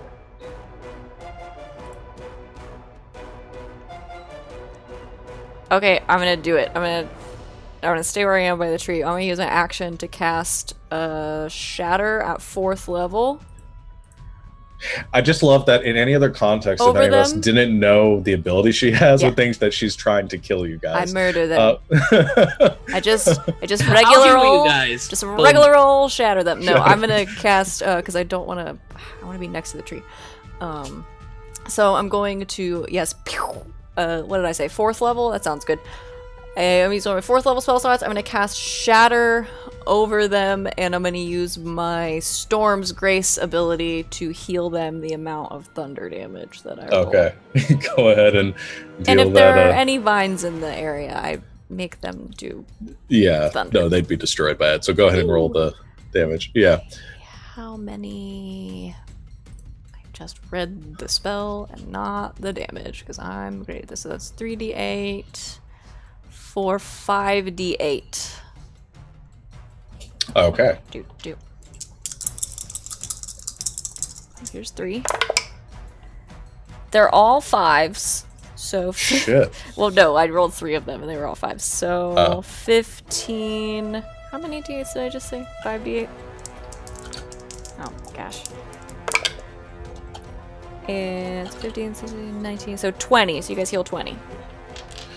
Okay, so sort of this beautiful moment as you guys are shattered and kind of frozen in place here. So then there's this ringing in the air and this oscillation around the two of them, and the ice breaks away from your bodies. And as it's broken away, like two beautiful butterflies emerging from cocoons, you emerge and you both heal whatever damage you just said that was. 20. 20. You both heal 20 points. Feels like a good use of action. Yeah. And bonus action, I'm gonna keep sending my spiritual weapon Up. Okay. and I'm gonna hit it. Go ahead. Hit it. Oh, that's not very good. That's a 2. Plus 9 is probably not gonna hit. No, 11. that would be 11, yeah. So that does not hit. The spiritual weapon kind of glances off the tree as it's continuing to fly up. At this point, it's just barely at that hole. Okay, All right. that's it. That'll put it to Jasper's turn. You're now conscious. And I don't need to make a death saving throw. No. I am going to Eldritch Blast Halridian again. All right. Ha! So that is a natural 20 and a 15. That will, yeah, I mean, the natural 20 is going to hit. The 15 will also hit.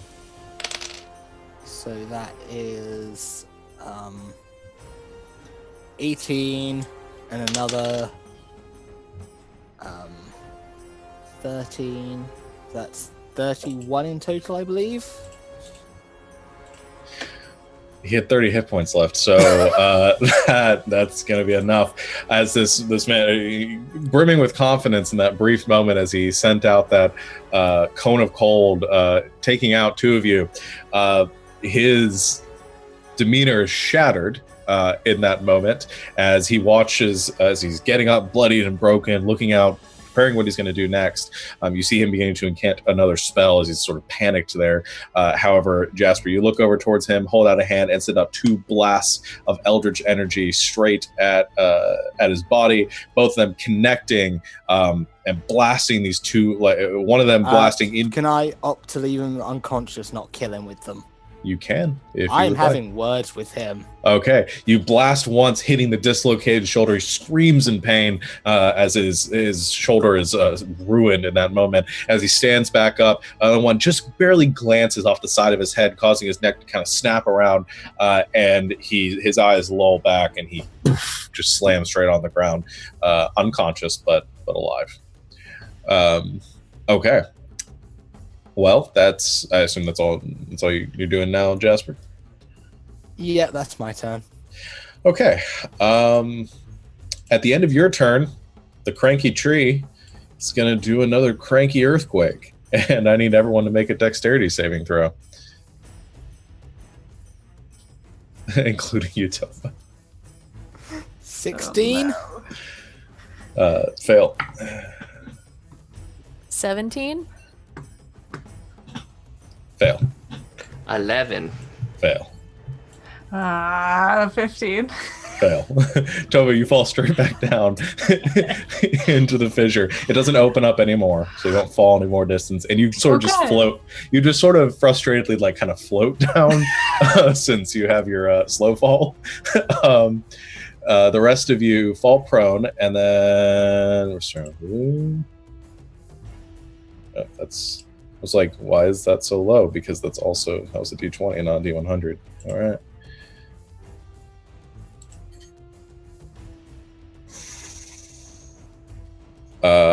Anybody else? It was just the three of you, right?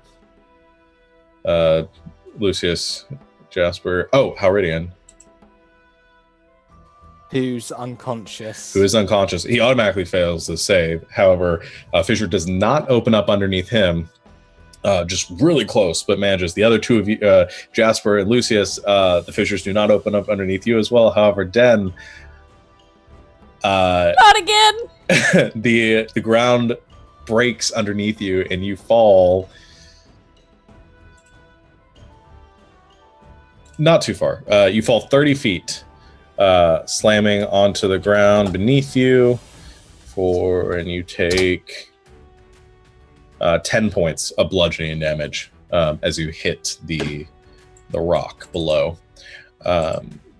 That will end that, which puts it to Halridian's turn. Unconscious. Death saving throw. All right. That'll Hey, put to... You skipped Lil. Oh, did I? Oh, Lil. Yeah, sorry. I didn't mean to. Lil, go. She's gonna reach into the heart and try to touch the thing. Okay. Is that her action, or can she reach in, and if she can reach it, can she cast a spell? Well, a couple things are going to happen. So she reaches into the heart. Let me just make sure this is a touch spell before I say that. It is. Continue. She reaches into the heart to grab onto the relic. As she does, she feels that a burning sensation begin to crawl up her fingers and her arm as the acidic liquid that she is currently reaching into begins to dissolve her flesh a little bit. She's got armor on. It's not watertight. Well, okay. I don't know. The armor takes the damage too. We can get I was going to say, to be fair, the armor's not made of glass, so that's probably dissolving as well. Yeah, that's probably not doing too well. She takes 19 points of acid damage. What is she resistant to? As poison, right? Poison, yeah. Yeah. So she's doing 19 points of acid damage as she reaches into it. The searing, burning sensation as she clasps her hands around something on the interior of the heart, some sort of hard object there. As she touches it, the world... We're going to have to change the music here briefly. She experiences a vision. Everything sort of dissolves away, and she finds herself standing in this endless jungle, this forest surrounding her, green, stretching out in every direction. And as she stands there, she looks down at her hand, and what she's holding is a wooden, a birch carved totem of an elk. And she looks up, and standing in front of her is, now kind of out of nowhere, an old, hunched over orc man. Has these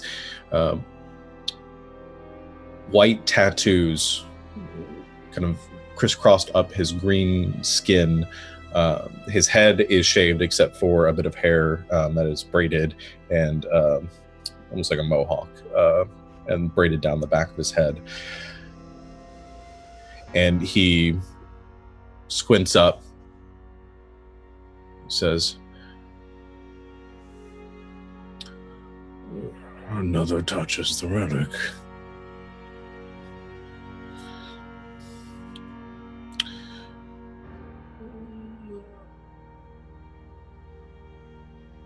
He squints for a moment and looks around, and he says, "Young Lilibet, know this. All things must live and die. It's the nature of creation." And as he says that, he kind of reaches out towards a vine dangling down, touches it, and as he does, a number of these flower buds begin to grow out of the vine. He says, "You and your companions must stand In defiance of this wish, I protected my lord's life fiercely. Now I implore you, stranger, to seek its balance. And as he says this, the vision begins to fade. Lilibet's vision returning to her as she looks down, and clasped in her hand is that same white birch totem note coated in this acidic substance, which does not seem to affect the totem, though it is dissolving the skin, the outer layer of skin on her arm.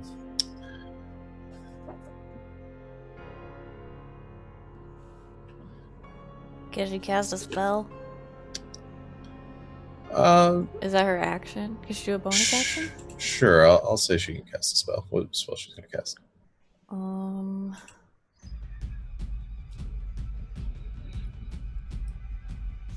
Okay, I'm not sure this is gonna work or not, but it's what Sarah wanted me to do, so I'm gonna do it. She's gonna cast Remove Curse on the thing. So if anything is attuned to it or anything like that, it will get rid of it.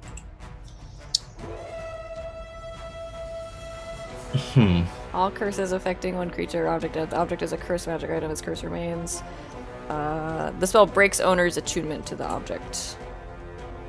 It's what she did on the jawbone. Yeah. I'm gonna have her make a charisma check. Okay.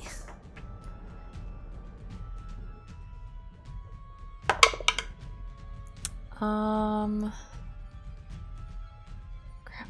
Math 13. 17. Okay. So here's what happens. She holds the relic in her hand and she sends this energy into it. She doesn't sense that the relic itself is cursed, though there is some sort of attunement between it and this tree around it, this corruption that has... The relic doesn't seem to be emitting a curse, but it seems to be under the effect of some sort of curse-like effect or voodoo of some kind. And as she concentrates and channels the energy into it, she focuses, and as she does, there is this shake to the tree, and you watch as the heart beats even begins to grow faster and faster until she finishes the spell. And as she does, the heart stops beating. At which point, you all standing outside the tree looking up, those of you that can see the tree at this moment, watch as the branches and vines that are moving suddenly stop, the vines falling limp, the tree itself kind of folding inward and gradually kind of receding in on itself. And the tree stops moving.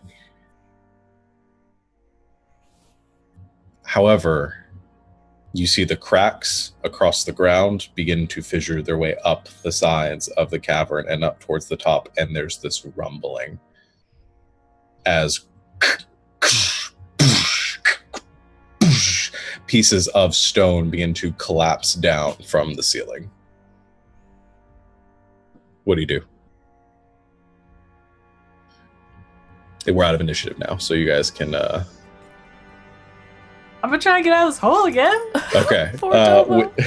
With your step of the wind, if you can do that again, you get pretty much up to the top with your full round of movement, kind of pulling yourself at the top, and you see the pieces beginning to fall and the cavern beginning to collapse. I start yelling for a little bit. All right, Lilibet is inside the tree. How's she gonna get out? She's gonna Misty step back out through the hole. Okay. You look up as you call out to Lilibet, and suddenly you see appearing outside the tree, Lilibet clutching this something in her hands. However, no longer has the spider climb, and goes plummeting downwards. Gonna try to catch her. You're 30 feet down in a hole yourself. Oh, I forgot I fell. Never mind. So Lil falls the 50 feet. She takes 14 points of bludgeoning damage as she hits the ground. But she slams in the ground, and she's got the relic in her hands. Okay. So all of you are back up on the surface, some of you closer to the tree, some of you further away. The rocks beginning to fall and tumble downwards. You see the entrance that you guys came in through being to sort of shift and crumble. Halridian's on the ground. The rest of you are up. What's everybody doing? Let's get out of here. Run! Okay, Den, you're still down in the hole. Well, I thought you said we're all on service. Well, I climb out then. Okay. I'm so confused. Sorry, I misunderstood. So use your action or you begin to climb out of the hole. I'm gonna climb action out. dash, you made it to the top. Okay. So waiting for Den to come out, the ceiling is beginning to collapse even further. No, don't wait. I start yelling at them. Run! I'll catch up! Run! I'm going to start dragging Halridian towards the exit. Okay, so you're dragging him. That's going to kind of slow you a little bit. I'm going to help him with that. Okay, so where's that crystal that he had? His focus, it's probably on the ground, just a little bit away from him. I'm going to grab that. I'm going to grab Longfang, and I'm going to help Jasper. Okay, you grab your weapon and grab that, and you begin to help Jasper pull this body out. So everyone is running towards the entrance right now as pieces are beginning to fall down. I need everyone to make a dexterity saving throw. 22. That was really good. 13. 16. 16. Okay. Debris is falling. I rolled dice too. Oh, sorry. I thought you said yours. Nope, I got 2 of them. They're crap though. I rolled an 8. Fail. Lil rolled a 5. Also fail. Oh no. Did anyone else roll below a 15? Okay, Lucius. So as the debris falls down, you all take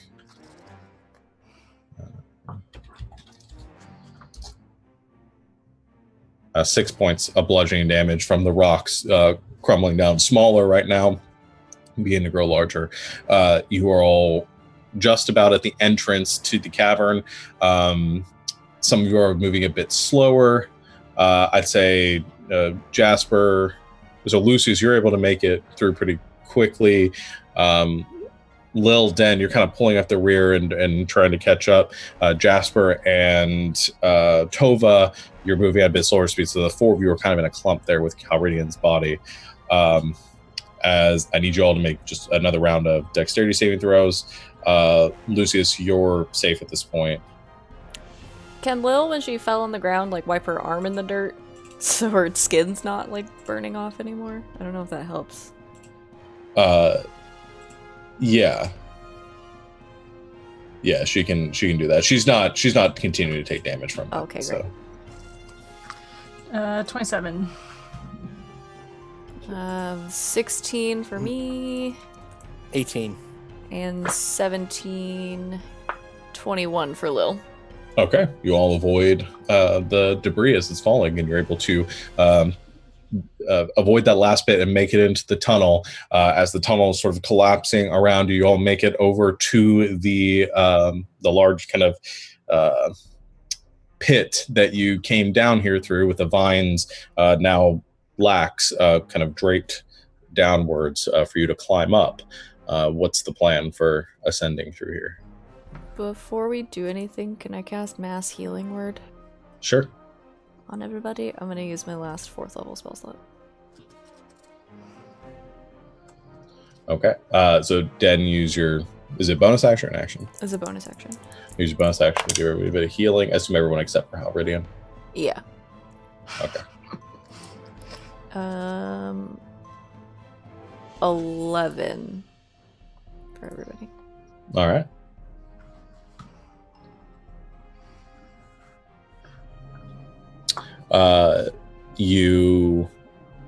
So you're all at the base there. So who's going to carry Halridian up? How high up was it again? I think I said about like 50 feet last time.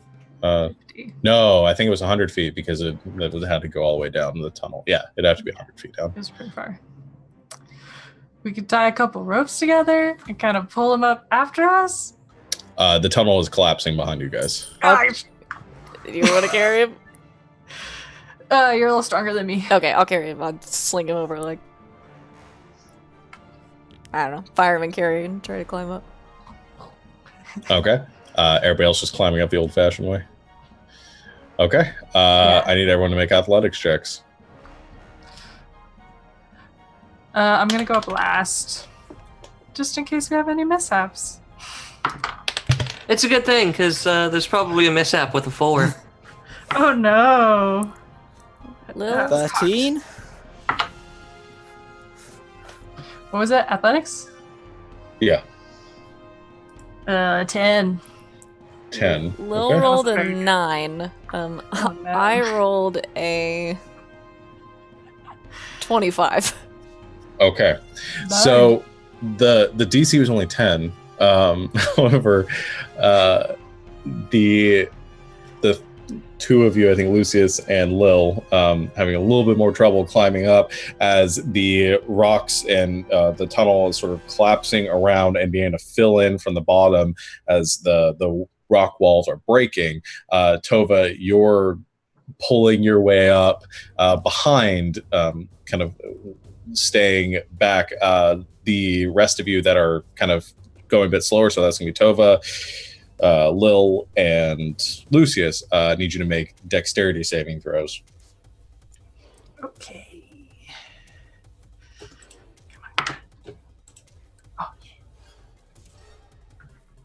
Lil rolled a 19. 13. Okay. 27. Okay. You're all able to avoid it. So as it's beginning to crush in around you, the tunnel fall, you're able to avoid any of the debris and the rocks coming through, trying to pull your way up as quickly as possible. Den, you're able to easily make it to the top. Everyone's able to pretty much make it to the top except for the three of you that failed the first time. I need you to make another round of athletics checks. Or actually, not the three. You were fine, Tova, but you're just choosing to stay, go a little bit slower. So the two of you that failed make another. 8. 20. 20. So, Tova, I'll let you, since you're purposefully staying behind, make another athletics check for me. Oh man.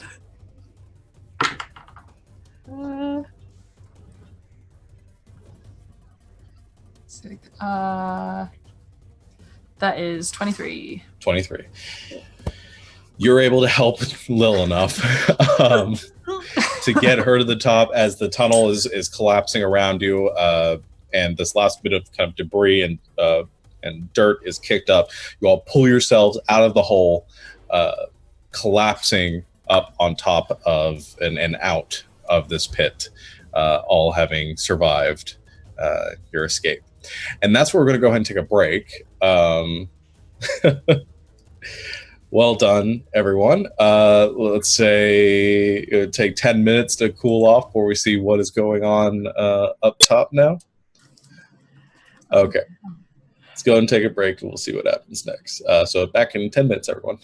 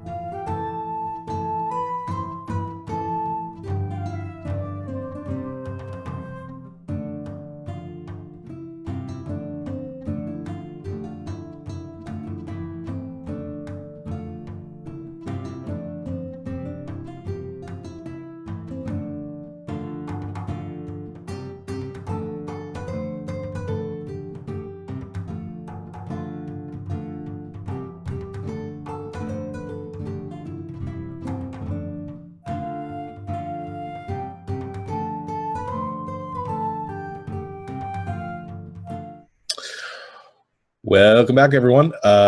Thank you for waiting. Let's go ahead and jump back in then. So you all reach the top of this musicless clearing. There we go. You all pull yourselves out from the collapsing tunnel, throwing Halridian's unconscious body, which luckily he did succeed on all three of his three death saves, so he is now stable, because nobody checked on that. But he you throw his unconscious body up there, and all of you sort of collapsing, heaving, and catching your breath from the traumatic experience below. You look around this clearing as you're emerging from underneath the cairn, with this totem coming out of it. The totem itself is sort of off skew a bit as the whole vicinity behind has sort of collapsed inward. And you notice that those plant creatures, the treants that were here before, are not here now.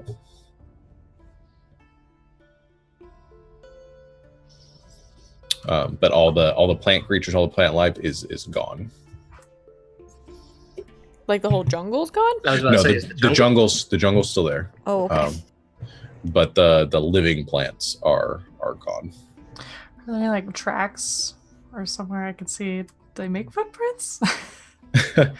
Yeah, I mean the big ones definitely did. Yeah. You can attempt to track them if you'd Okay. like. Yeah. Make a survival check. Survival.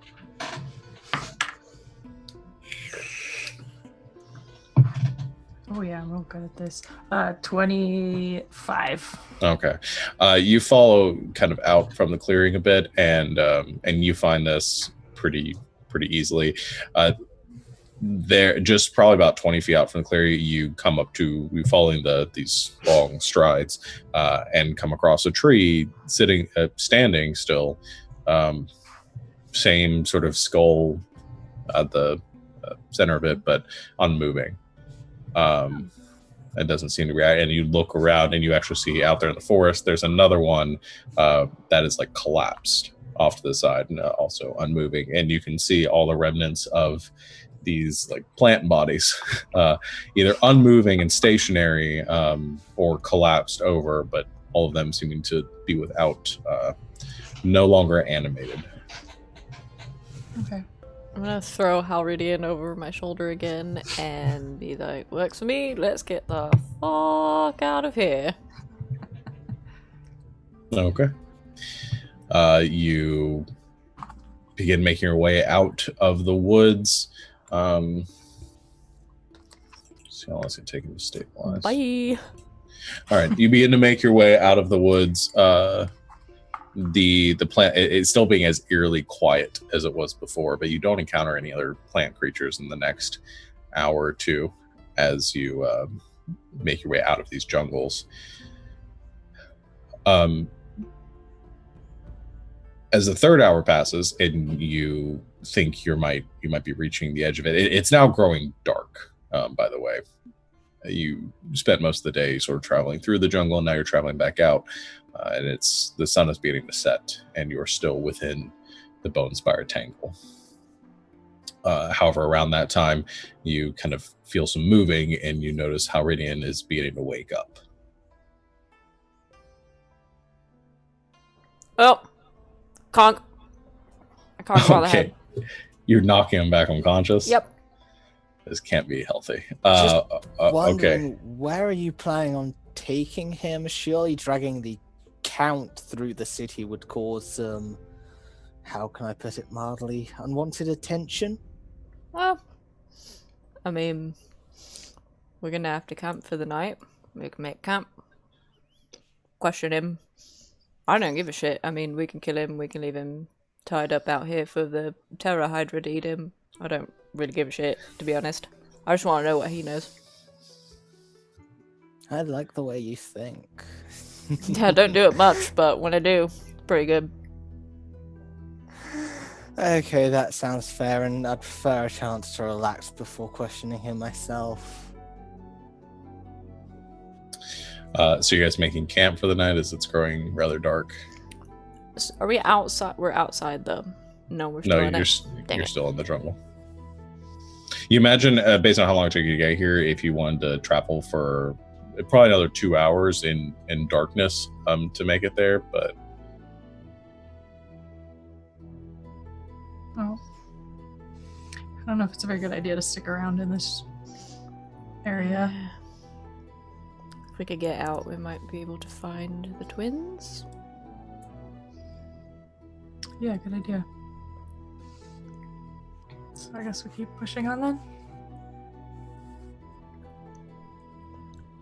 I can't see in the dark. I don't know. What do you guys think?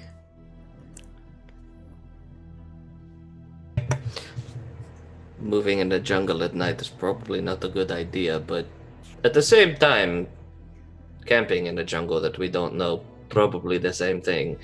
We're damned if we do, and damned if we don't. I say we get out of here. I'm with Din on this one, and besides, if we find the twins, that's larger numbers for us. Very true. Don't worry, I can make us some light, and I pull out my rapier and just cast light on it. okay.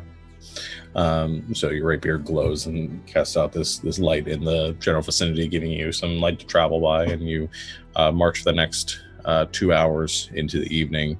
All of you growing very tired at this point, but you emerge from the exterior of the Bonespire Tangle out into the wastes beyond, into the pure darkness stretched out in every direction in front of you.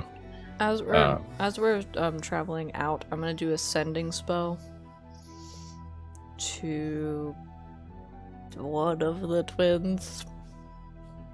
Okay. The one with the bow. Lorne, Yep, that one. I think. And tell him we're alive, coming out of the jungle. If you're still out there, you and your brother. Shin at the bow. Shim. Okay. You're still out there, you and your brother. Come find us. Okay. So you send out the sending spell, and the message comes back, and it says, "Shit, you're alive. All right. Just keep heading. Keep heading southeast. We'll meet you. Just be careful." That's the thing about all he can fit in the setting as well. Okay, so it's actually going to be easy enough because it's dark out. You guys have this light spell. You begin to see, after probably another 30 or 45 minutes of walking, you see another light in the distance kind of making its way in your direction, and about half an hour later, you intersect with Shin and Lorne as they come around some of these rock formations. As we're walking, I just go, I imagine this is what an anglerfish feels like. What is an anglerfish? Well, I started telling them about anglerfish, which I think I was telling the twins about before. I think so. At one point, I started telling them about anglerfish. And as you finish the story, Lorne and Shin come around the corner, Lorne holding a torch, and Shin having his bow drawn. They come around this kind of rock formation jutting up from the ground, and start from as they see you, and Shin lowers his bow and says, "Oh, you really are alive. I wasn't sure if something out here might be trying to lure us into a trap. Glad to see all of you. You all look like shit." Yeah. Yeah. Oh, and Lorne looks at the body that you're holding and says, "What is that?" This is a very important political figure that we rescued from the bowels of an evil tree. He's not doing very good. He's an asshole. We're going to ask him questions and kill him.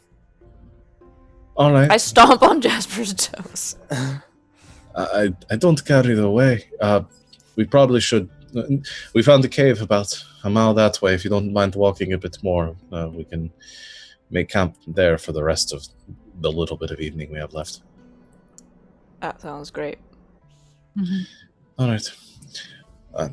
Follow us, and they lead you back to the cave. You kind of collapse there near the fire in this small alcove in the rock face, throwing Halridian down on the ground. Shinlorn set up across the fire from where you put Halridian down, just kind of watching as this happens. And Shin says, "So, what happened? What did you find in there?" Big evil tree. Big evil tree. Yeah. Well, first off, we found these amazing creatures, trees brought alive by magics none like we've ever seen before. And I just go into this long, overblown, dramatic retelling of our story. Literally All 2 right. minutes into the story, I'm passed the fuck out. Like, I'm asleep on the ground. Okay. I'd say at this point, again, as you're telling your story, you begin to see kind of rousing from the second time they were knocked unconscious, how Rydian's body begins to move a bit as Den falls asleep. Hang on, I figure we'd better deal with this first. Tova, Lucius, are you still awake at least? Yeah, I'm still awake. If one of you wouldn't mind routing Den, she punches very hard by the looks of things. Maybe you should wake her up, Lou. Has Lou, in the year and some change that he's been around Den, figured out a way to wake her up from a deep slumber without getting knocked into unconsciousness? Throwing something at her from far away. Done. He starts like chucking pebbles at her. Okay. A few ding off the armor, and then one finally connects with her temple, and Den, you are now awake. Ah! And I grab it and I throw it back. Make a strength check.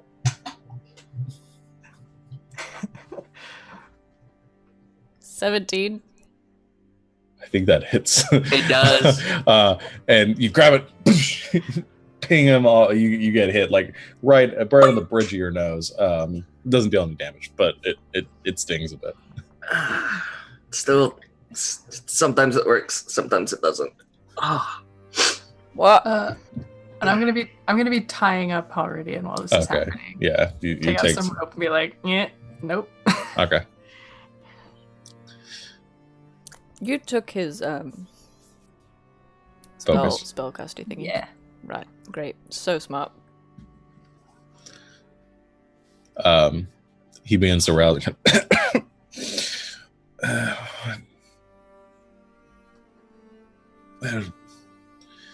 Oh shit.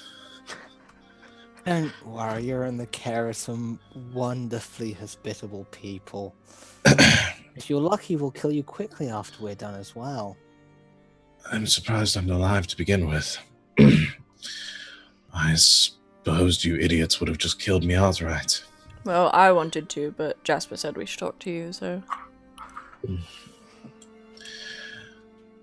He looks around and sees Shinlorn across and gives like a strange look over towards the two tieflings that sort of came out of nowhere, and around everyone else and says, I suppose you found the relic then.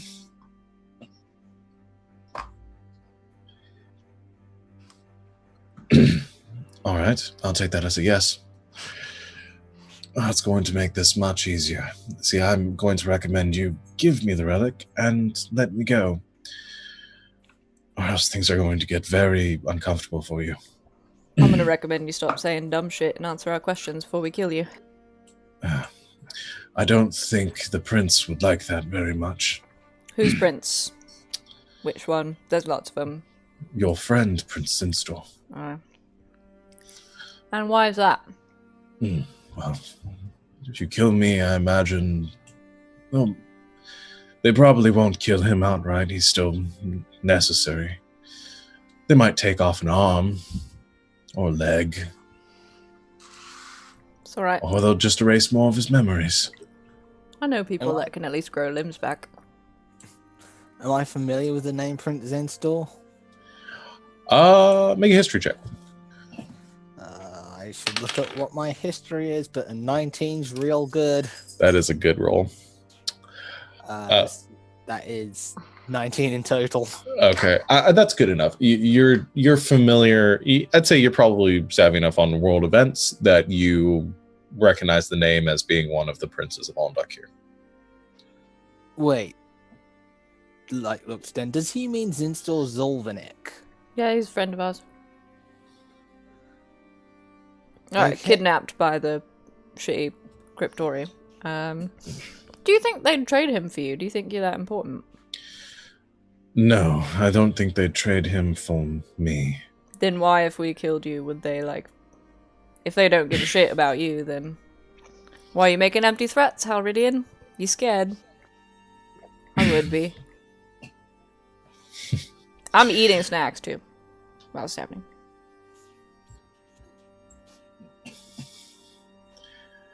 You are brazen, aren't you?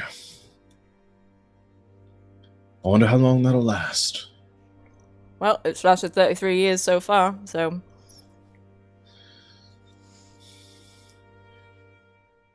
If you kill me, no, I don't imagine they'll kill the prince, and I don't imagine they'd exchange me for him. It's too great of a bargaining chip. However, I know of an equal trade that I've been sent here to propose. You've taken now 3 of the relics. Could be more for all you know. I know that you don't have more than that, because we have the other 2. Insight check the sky. Me too! Sure, yeah.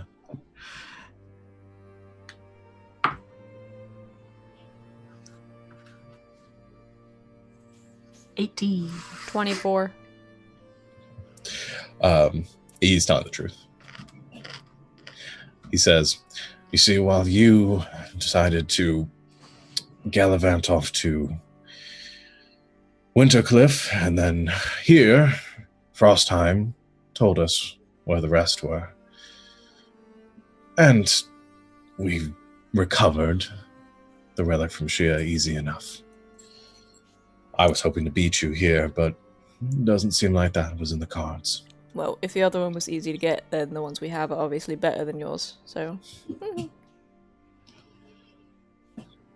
Well, before making that assumption, I think our dear friend here would be nice enough to tell us what those relics actually are and what they do. He probably doesn't know. He's sort of a shit wizard, isn't he? He got knocked over by a tree. Damn thing couldn't even hit me. Yeah, and Jasper's shit, so... He doesn't really respond to that. He's a bad cop, worse cop, this guy. He gives sort of a grimace and just says, if you don't know what the relics do at this point, then I honestly don't know why you're involving yourself in any of this. Now. You're going to tell us now while you're happy and talking. Otherwise, you're going to tell us in between your screams of terror, and you really don't want that.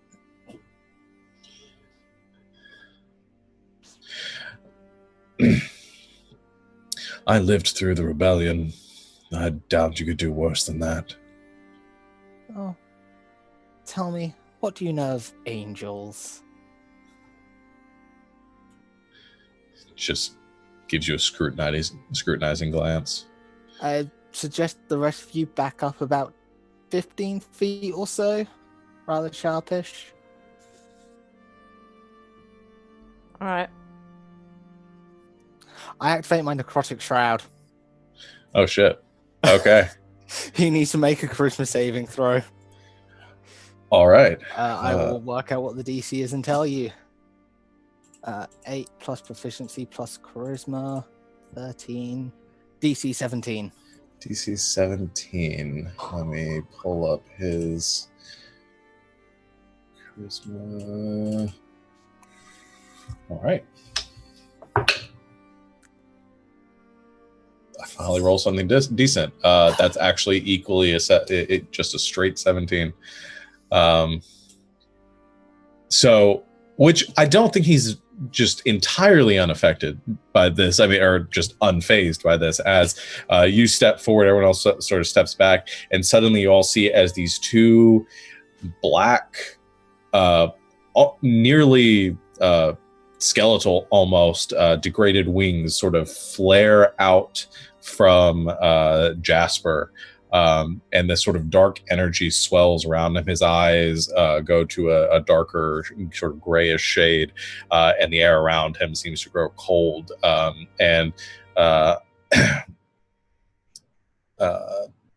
Halridian sort of flinches for a moment as this happens, not expecting that, but seems to resist the effect of your flourish, and says, "Oh, an Asimar. I should have known."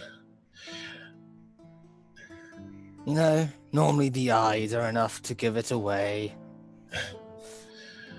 Honestly, I didn't care enough to look.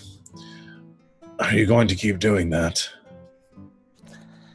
I might. Are you going to talk? What do you all want to know? The artifacts. Which ones do you have? I'd assume by process of elimination you would have guessed. Why is everyone that works for the magician such a fucking asshole? Apparently they have the Chaos and the Arcana one. You are correct.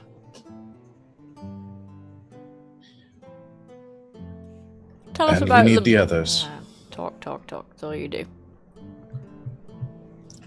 I apologize. You're not getting the You others, speak. so shut up and speak when spoken to, I guess. I'm just fucking tired. I want to eat snacks and go to bed, so let's make this quick. Tell us about the magician. I don't know what to tell you. Magician is the one who freed us. And they are the one that will lead us to our salvation. Who are they? I honestly don't know. Does anyone know? Not that I'm aware of. You all just work for someone. You don't even know what they look like, who they are, what they want, what they're trying to do. None of you know anything. No. God, they really are stupid. Can I? It's You a matter of move, faith. Jasper, so I can get close to him. He says, it's a matter of faith. Something that I figured somebody like yourself might know a thing or two about. Yeah, my god also talks to me and stuff, so Mine has done wonderful things for me as well. Oddly enough, it's surprising, really. Gods have never done much for me. All those they send to spread their good word for them. I don't know, I feel like I did a lot for you just a few minutes ago. So let's dial it back. I'll fill you in some of the details later. Right, great. If it's going to take more than 5 minutes, I don't care. Can you move over with your creepy, hurty stuff? It won't bother you now, it's just when I first do it, the effects of the power. Great. I go up to Halridian and I start searching through his pockets. Okay. Make a big investigation check. Oh, great. This is going to go well. I rolled a 19. Oh. No. 17. That's still, I mean, he's That's really good for me. he's a restrained, basically incapacitated person in front of you. So you go rifling through his pockets. Doesn't have much. Does he have a spell book? Does have a spell book. Does not have his focus anymore. Has a pouch with about 12 platinum pieces in it. Take. And he has an item in that's actually tucked into one of his upper pockets that you almost wouldn't have found if you wouldn't roll so well. And you reach into that, and you pull out an item. It's an idol that looks like a kraken.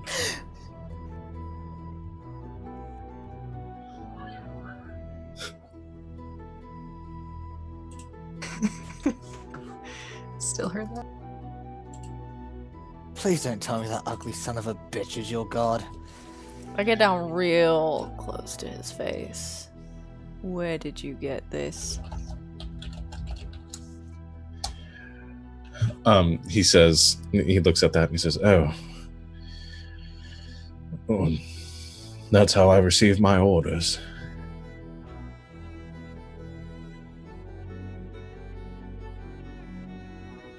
Who gives you your orders, though? Do they come from the magician? Sometimes. Is it always the same voice? No.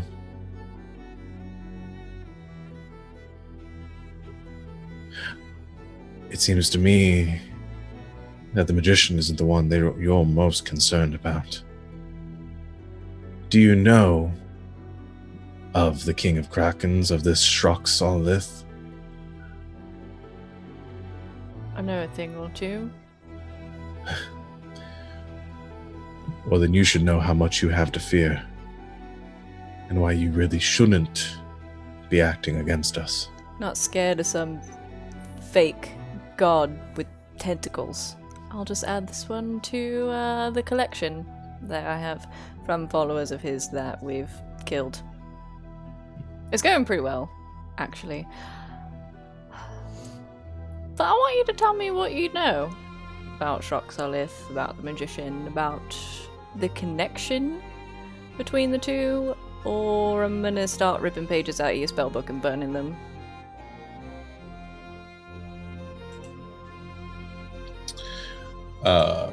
And then we'll probably turn you out without your shiny crystal and your magic book into the wasteland for the Terror Hydra to eat you. Or you can just, answer me straight and not with a bunch of bullshit. Yeah, I do that, Sean. Okay. So, while she's talking, that's what happens.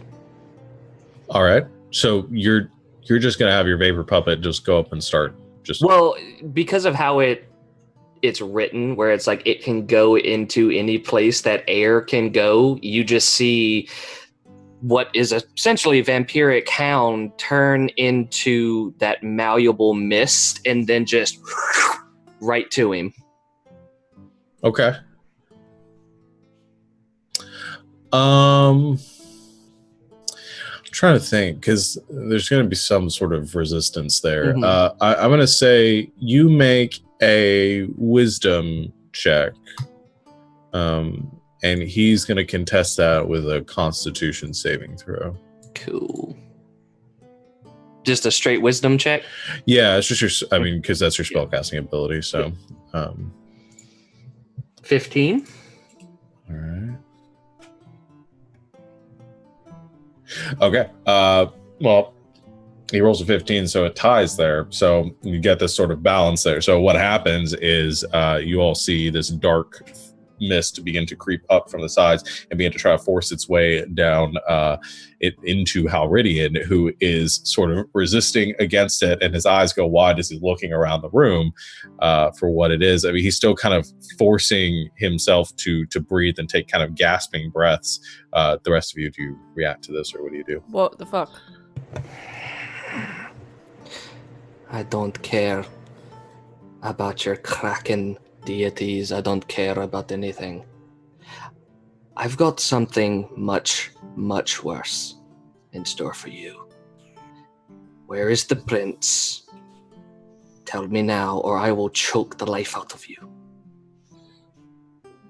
Okay, make an intimidation check.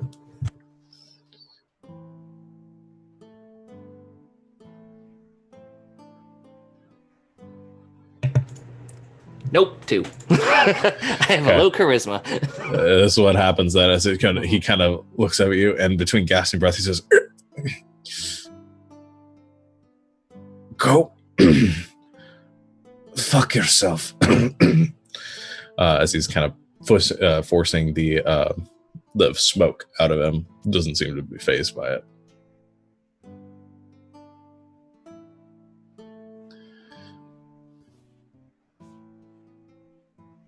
I take Lucius aside.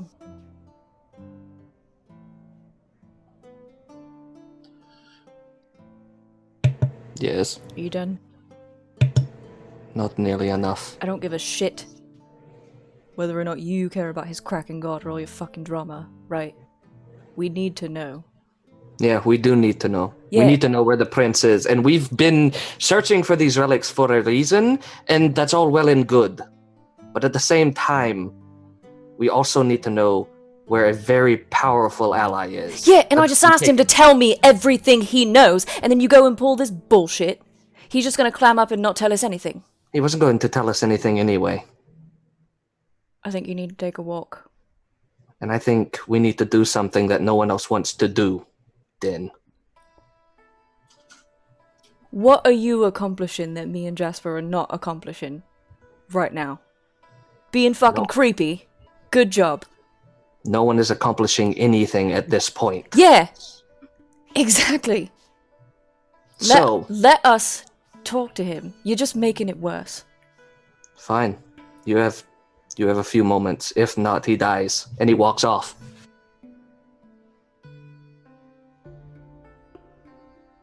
Paper Puppet goes with him.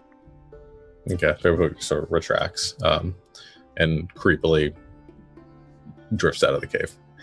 And Halrudian says, "I thought you were the least pleasant."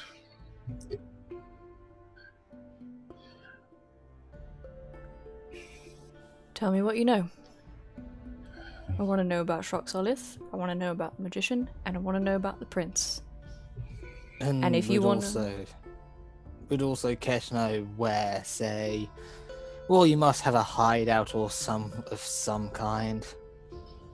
I don't care which hole or sewer it's in. Yeah, we'd like to know about all of those things if you'd like to leave with your life.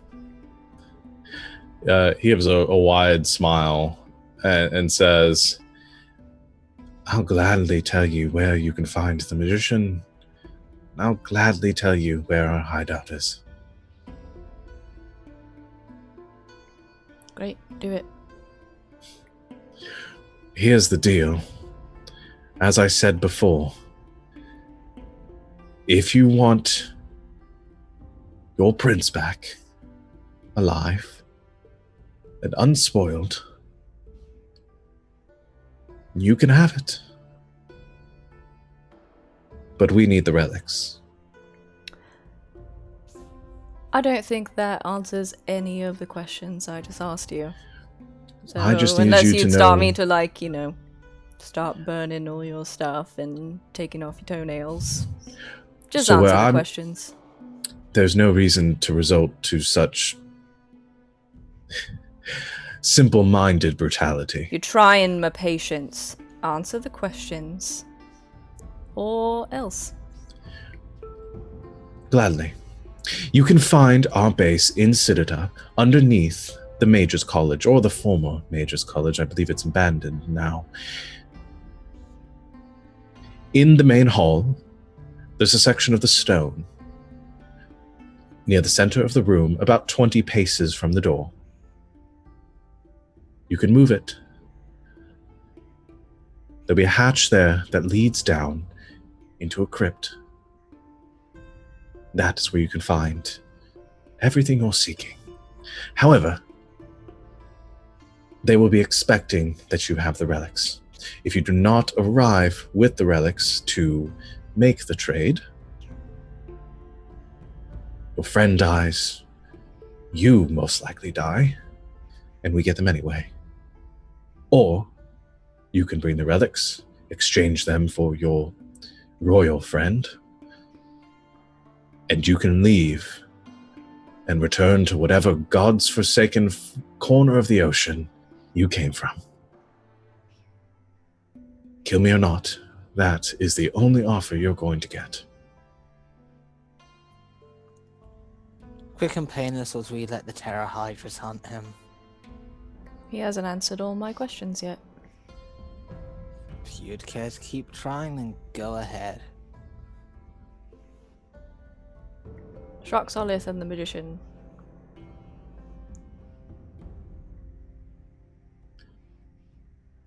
What about them? What's the connection? I honestly don't know where that connection came from or how it came about. All I know is the Kraken was of great use in ending the rebellion. I haven't seen it. I haven't spoken to it. But I receive correspondence through that idol that you're holding, as anyone else does.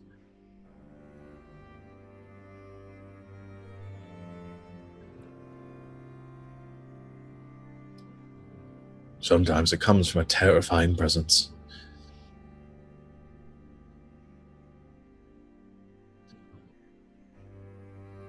Whether that's the Kraken, I don't know.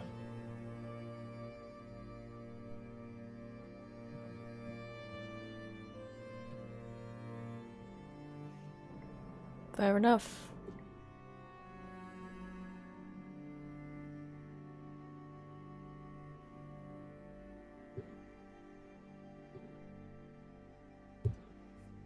Denowin, would you mind if I asked him something purely for my own amusement quickly? I need to get a read on something, if you don't mind. You can ask him whatever you want. Tell me, just hear me a second, does the name Telekos mean anything to you? No, should it? Never mind.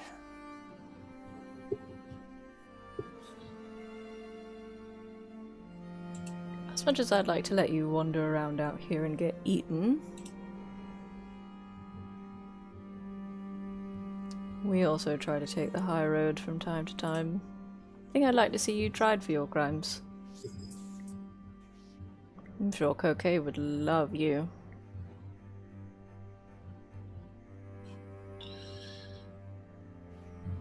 What do you think, boys? What does Coquet do to cowards, traitors, murderers, people who would set death and destruction upon your entire city? Shinlorn, who've just been watching all this and stunned silence, kind of Shin looks over to Lorne. Lorne says, I guess it just depends on the crime.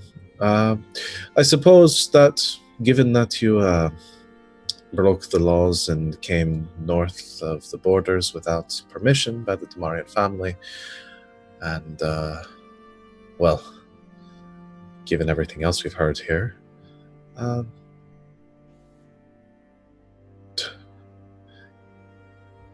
honestly, probably just cut his legs off. I like it. Let's take him to your dad. Dad might just kill him, but sure, we can take him there first. I'm sure that he might have some questions too.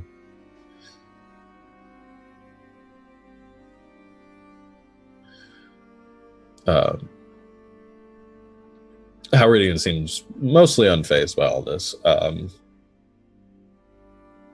but simply states, as I said, you're free to do with me what you want, but I'd imagine that your friend might not experience the kindest treatment should I be defiled or murdered while I am currently here and in your charge. So, Well, once we're back in Coquet, you're not my charge anymore, so you're free to argue the semantics of that with whatever pieces of your friend are sent to you.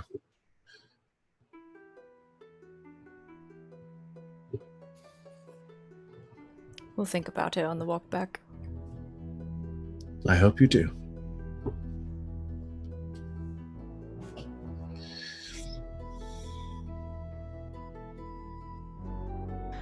I'm going to sleep. I say to Jasper, I guess. Do you want me to wait for Lou to explain the situation, or are we just going to do as he pleases when he walks in? When he walks in, he's going to kill him. You can tell him, even though he was standing here listening to the whole conversation, so I don't know what's gotten into his head, that if he dies, the prince is definitely going to die. So if he wants that on his conscience, fine. Or we can chill the fuck out, go to sleep, and we can handle this like adults. But I'm tired, and I think my arm might be broken, so I'm gonna sleep it off.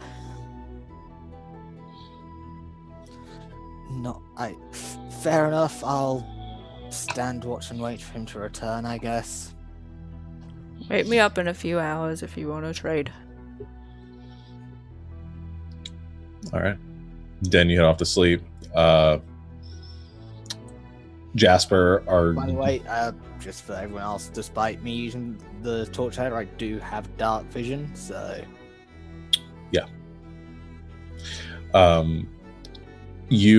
So I guess the question is, so I assume Lucius comes back in a couple of minutes.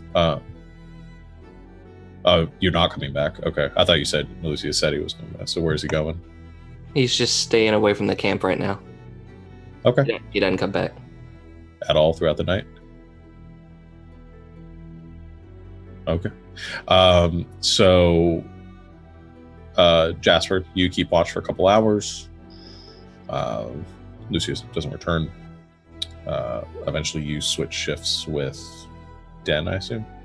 Okay. Mm-hmm. Den, you get up, take the next shift. We'll just kind of skip through these. So eventually morning comes. The boys begin to pack up their equipment and break down the site and quench the fire.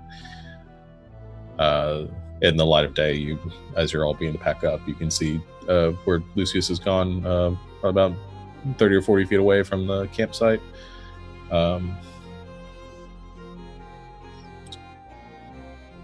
Shin and Lauren say, so are we ready to go? Yeah. All right. Let's get back then. They throw their bags over their shoulders and begin to make their way to the south. Trying to have a question. Yeah. How does Lilibet look? Is she doing okay? Lilibet's fine. I'm going to assume for the purposes that she put the relic in her own bag. Yeah. I'm probably going to assume that she hasn't touched it or anything, but she's doing fine. Okay, but she doesn't seem hurt or in trouble like what happened with Star. No. And I think she would have explained to you, which I'm not going to try to do in her voice, I think she would have explained to you that this relic didn't seem to have the same sinister curse. And she probably got a little bit of understanding by the vision that she had that, it really wasn't trying to do anything evil. It had no evil purpose. It was just trying to live. And use the things around it to do so. So it doesn't have the same sinister purpose, but she's also not currently attuned to it. She's not trying to use it at this point. So, Okay. All right. But, yeah.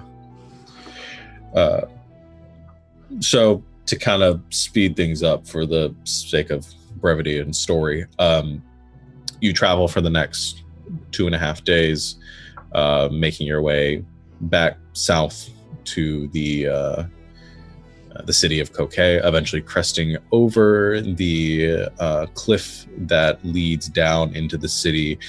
You see kind of the haze that drifts over the city, blocking it out from the sun. You descend down through the switchback path that leads further into the valley below that the city rests within. Eventually, you make it down to where the guards are, the orc guards, and they stop you again, kind of give a little bit of that same kind of attitude towards the boys who show the writ that you were given to the guards, and they let you pass. You make your way back to the Demarian estate, where Victor opens the front doors and sees you all returning and says, boys and guests, I'm glad to see you here. Please come in. Can I get you anything? Any refreshments, tea? We have some sandwiches that we had made for lunch. Anything that you need? Some tea would be lovely, thanks. Oh, perfect. I'll get that prepared. You're welcome to adjourn to the hall. Would you like your captive to be taken care of as well? As he notices the person tied up and over Den's shoulder. Yeah, you got somewhere we can put him. Certainly. Victor kind of waves his hands through the air, and as he does, there is a black disc forms in the air in front of him, which he sort of waves over to. He says, place the body there. I'll take him to the dungeon. We don't want him hurt, I guess. Oh, I understand. We take care of any prisoners of our estate here, befitting their station. And Shin says, Victor, you should probably put him in one of the anti-magic chambers. He was poofing around a bit according to the stories that they were telling. So says, oh, certainly. And kind of waves the disc, in which kind of follows him with the limp body of Hauridian draped across it. I love Victor so much. Also, Victor. Yes. Do you have any ale? Of course. That'd be great. All right. I'll have that brought out with the refreshments. And he continues down the hall with this. Well, actually, he's not, because Hauridian isn't unconscious. I just realized he's still conscious, but he's tied up, and he's just like sitting on top of the. He's like hogtied. And being dragged forward, kind of looking around like, where the hell have you taken me to?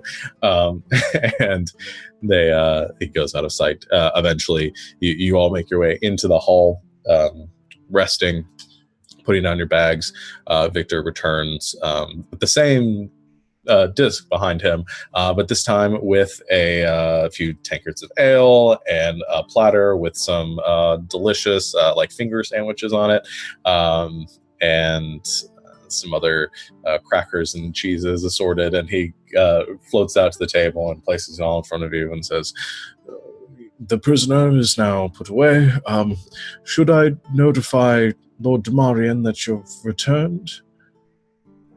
That would probably be good. All right. He waves his hand and the disc disappears. He says, I'll fetch him right away. And he wanders out of the hall. I like him. He's the best, isn't he? Shin says. Is he like really old? He's been with the family since we came here, since my great Lauren says great grandfather first came to Koke, and How long ago was that? a few thousand years ago. How long do elves live? Not as long as him.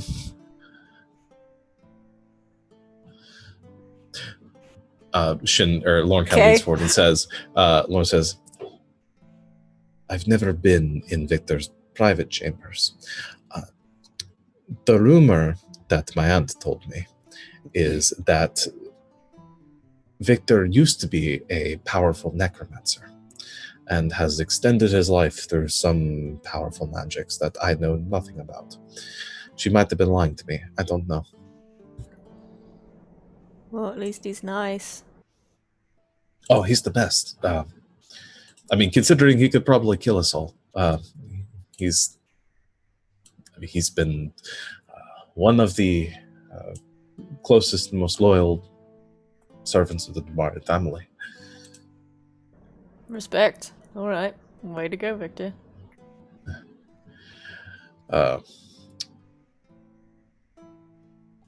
Shin and Lorne being to eat some food and not drink the ale.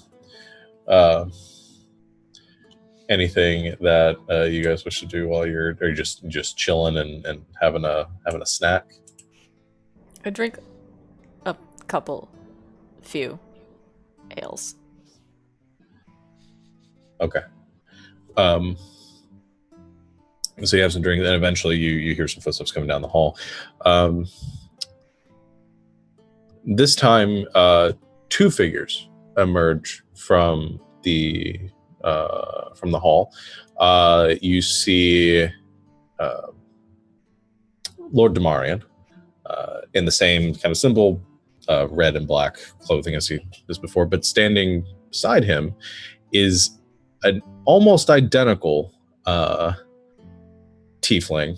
You see the same features, a woman, but with has the same kind of red complexion skin, a couple more scars across her face. She's missing one of her horns, and she is kind of walking a sort of imposing figure next to Lord Demarian, and the two of them stride into the hall. He looks over and he says, Valshin, Valorn, I suppose that you didn't get into too much trouble. Shin and Lorne have food stuffed in their mouths, and Lorne kind of chokes us down. No, Father, we did exactly as you said. Never stepped foot into the jungle. All of these kind people here can attest to that. Yes? Your boys were great. Lord Demarian walks up right behind them, and you see, as he's standing kind of right between them, they both kind of seize up a bit. And he just kind of clasps a hand down each one of their shoulders and just kind of pats them and says, well done, boys. You're free to stay if you'd like. We have some business to discuss with our guests here. I suppose you all returned alive, as I was afraid you wouldn't. Did you recover the item that you were seeking, or deal with the threat that you were worried about? We did. Things were dealt with, and we even brought you a little gift. I heard Victor said there's a prisoner downstairs. Pretty important one.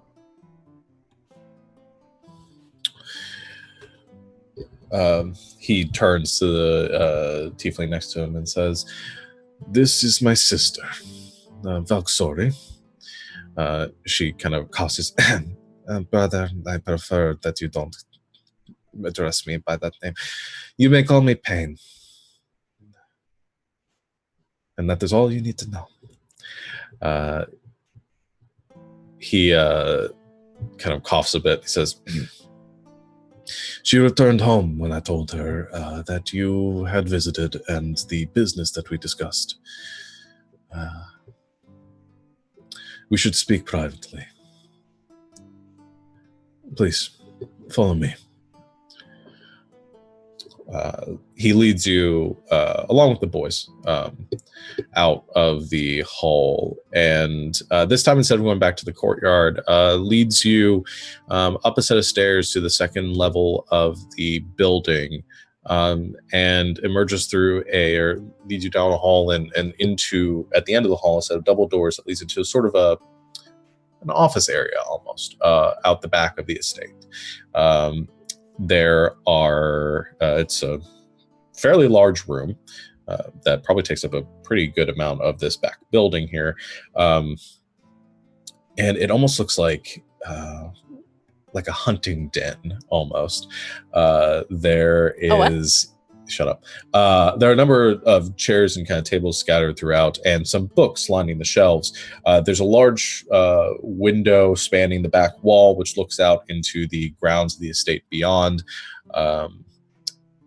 You see there's a fireplace or a hearth directly to your left as you enter, and all on the walls you see the heads and remains of creatures mounted across the walls. You see the head of a blue lizard-like creature. You see a large eye and 3 stalks of some sort of probably beholder-like creature. Beholder. You see the claw of a red dragon, all sort of spaced around all of these sort of trophies taken from hunts, and you're all shepherded in and allowed to sit. Odermarn closes the doors and walks across the room and sits on one of the kind of larger chairs, and his sister kind of walks behind him, sort of standing behind him in the room. And there's this moment of kind of awkward silence. Shin and Lorna are also in there and kind of sitting in the corner, like watching all of this just expectantly.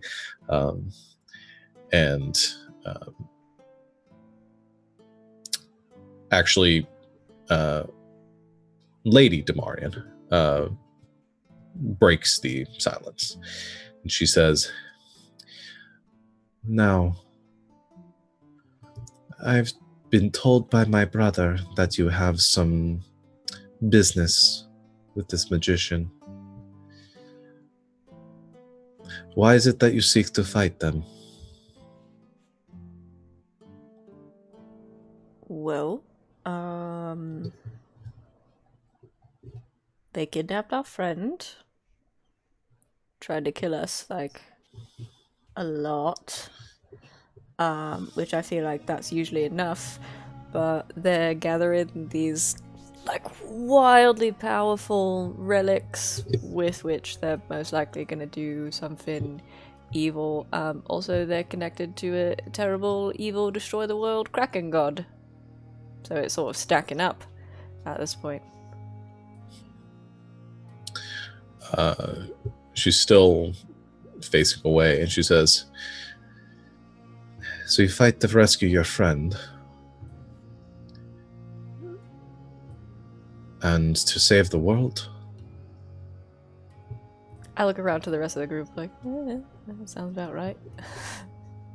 I don't know, what do you guys think? I just kind of shrug, like, yeah.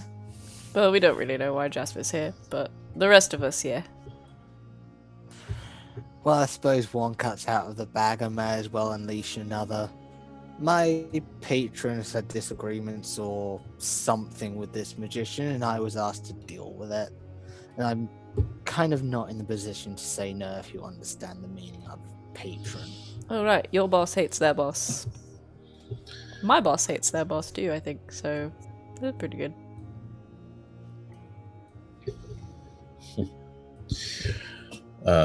She turns around and gives sort of a keen look over all of you. She says, "I assume my brother told you that we once tried to stop this magician back during the rebellion." Yep. I get the impression it didn't go well. We could have stopped him.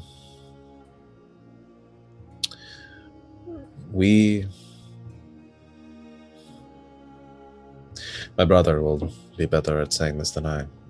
He sort of looks over his shoulder and says, "What my sister is trying to say is that we found ourselves in much the situation as you.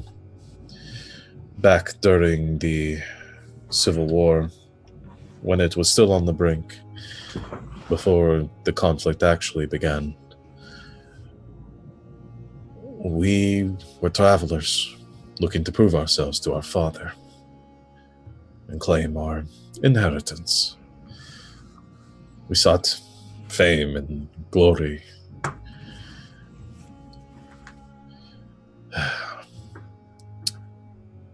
We found ourselves involved in something beyond anything we'd expected, and encountered this magician.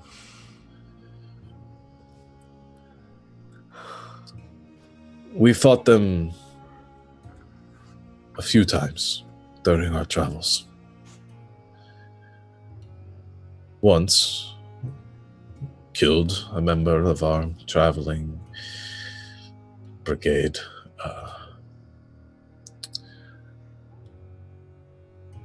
We recovered, assumed that we'd grow strong enough. We set ourselves to amass power enough to take down this person.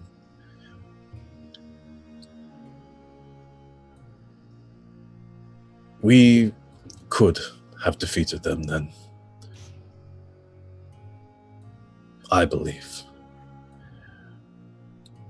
What ended up tearing us apart and keeping our group from being able to stop this person wasn't the power that the magician wields, but the allure that the freedom they offered had to members of our group. We found ourselves fighting amongst ourselves more than anything else, which ultimately led to our defeat.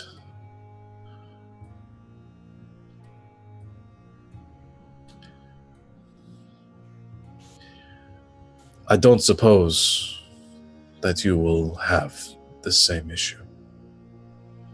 You all seem rather determined to accomplish your task.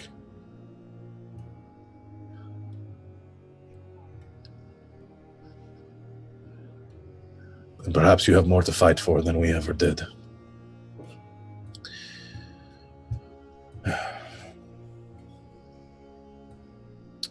The reason I tell you all this is because during our journey to defeat the magician, we traveled to an island not far from here, seeking out a person that had information for us. I fear they're long dead now. But they revealed to us the identity of this magician.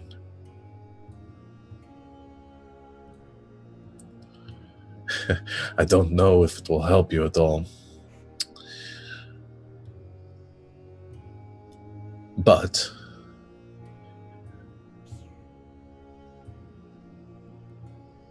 how familiar are any of you with Christian Roran?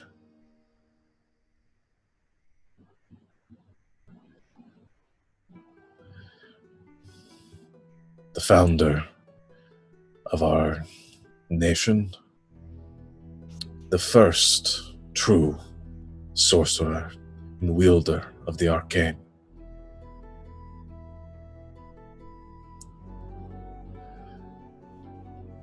History check.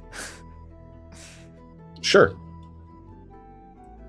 I went to school. I should know things. With another 19, I do. Yeah. I mean, you much like you said, I mean, you know, Christian Roran is the founder of the Roran Empire, was the first emperor of Roran before it became the coalition. The time actually was had a huge impact on history, as he was the first arcane user, the first to wield arcane magics, and is sort of the founder of magical practice within the world of Sarthia. In fact, I mean, such an influential person that the modern calendar of the world is marked by the fall of the Roran coalition and the fall of their that empire that he built. So anyway, I mean, yeah, you know that it's a pretty prominent figure.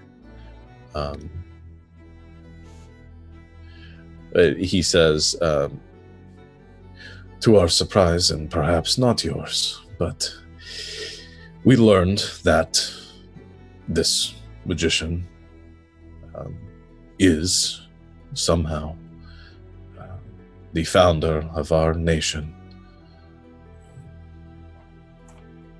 Christian Roran himself, the first emperor.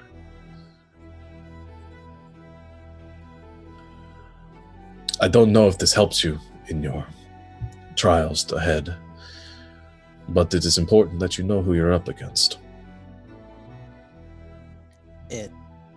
Well, it doesn't change our goals slightly. It may change our approach, I guess.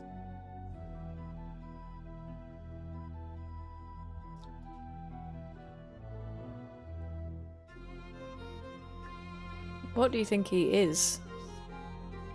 They are.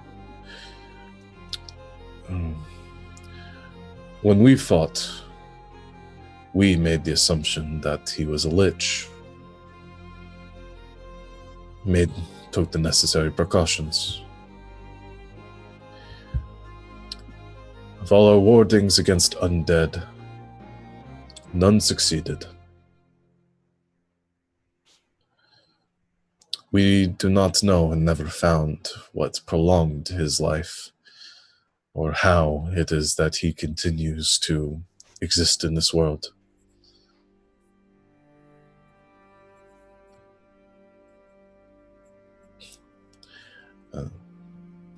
I do not know even if we truly fought him.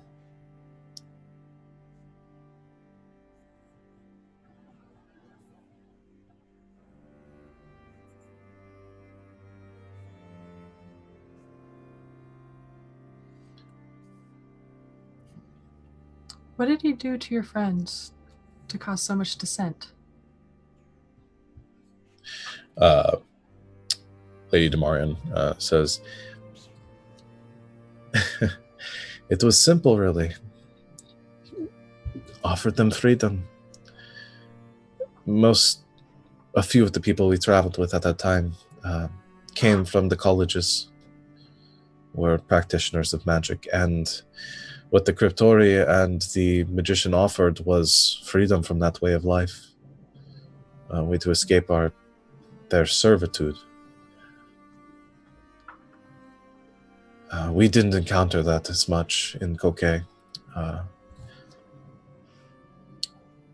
But during our travels, we did learn the horrors that many who were imprisoned within those colleges suffered at the hands of making a few wealthy. I do not fault our friends for the decision they made. I pity them for it, but I understand it.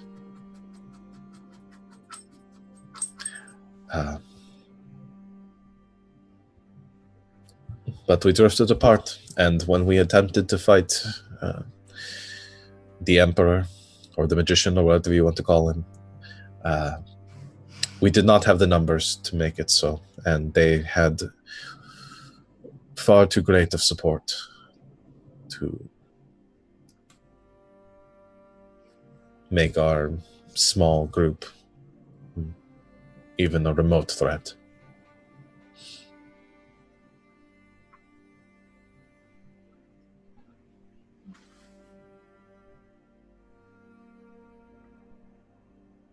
If you could have done it different, you could go back and do it again, what would you do?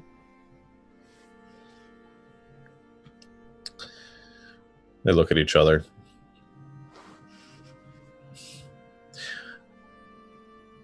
Lord Demarian says, my instinct is to say that we would have found better allies, but they were our friends for a time. I don't think we could have done anything different. It was simply our fate to fail.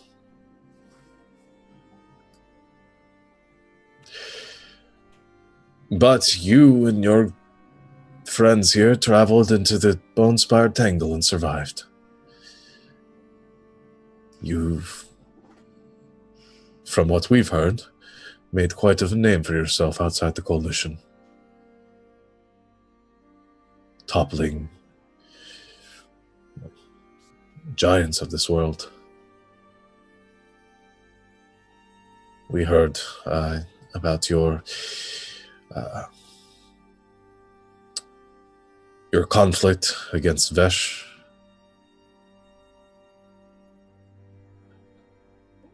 So, perhaps you have the means to make this possible.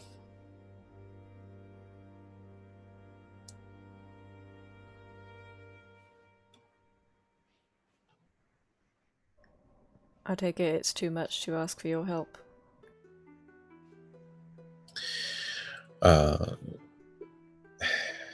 They make eye contact again, and Lord Damarian says, I am in a bit of a bind. The Cryptori are very well interwoven into the political sphere of Roran right now. Any outright conflict from someone in my position against this status quo might lead to the downfall of our family.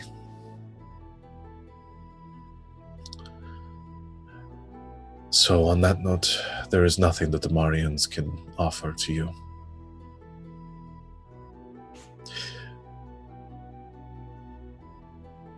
However, Payne says, the estranged sister of a Damarian might be able to offer some assistance.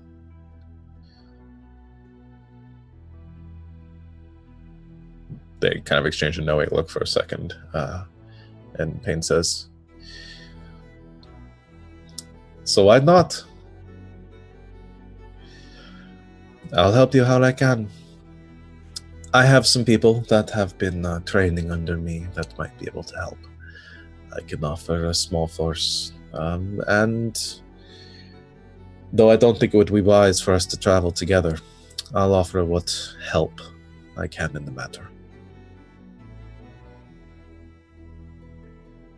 Thank you.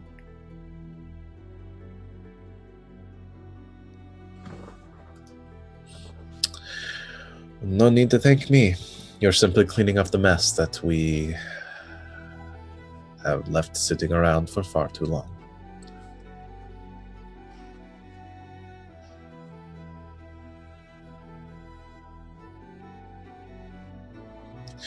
So, what is your plan, Gale Force? That's something we've got to talk about. We'll give you your time then. Need to make the preparations for our ship to depart soon. Brother, sister, and Payne goes walking out of the room. Lord Damarian stands up, looks to his boys and says, kind of motions for them to leave. And they quickly kind of walk out. He says, you're free to use the study as long as you need. If you wish to speak, you're also welcome to stay here within the house if you'd like. I know you have your prisoner downstairs. If you need any aid in transporting them to your... I assume you came here on the ship. Then we will certainly offer the assistance. For now, I'll leave you to your business. And he leaves the room.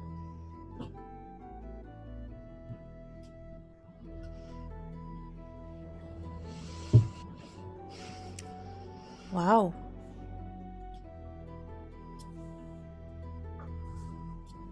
Yeah. Ancient Sorcerer King. Sort of worse than a tree monster, I think. Just a little bit. Sorcerer Emperor. Not my king. I didn't vote for you.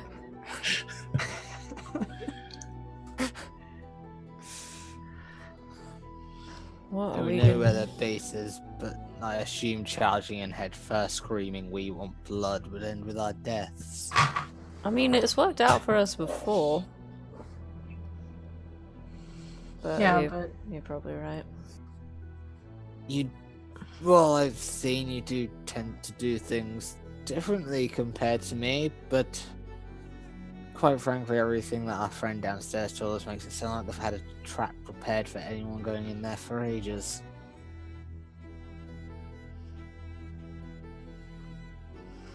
yeah. I don't think we should trust any deal. No. What are we gonna do? So, we were just told they have a political influence, correct? Yeah. Then perhaps our answer is the people. Sure, there are those who know the Cryptori, there are those that support them for their great dealings in freeing the mages, but there are surely those who have been disappointed by their rule, or may not even know that they're the shadowy controllers of this land.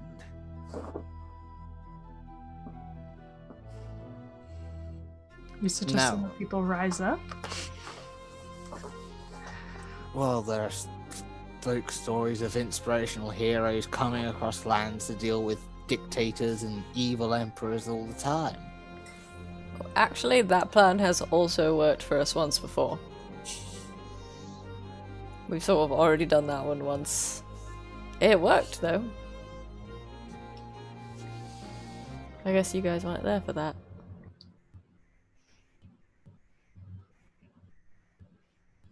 You really have been around. Yeah, it's been quite a year, really.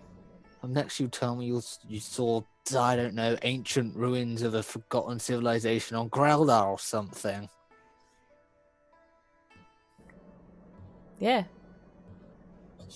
Crazy, right? Saw a lot of things on Graldar, actually.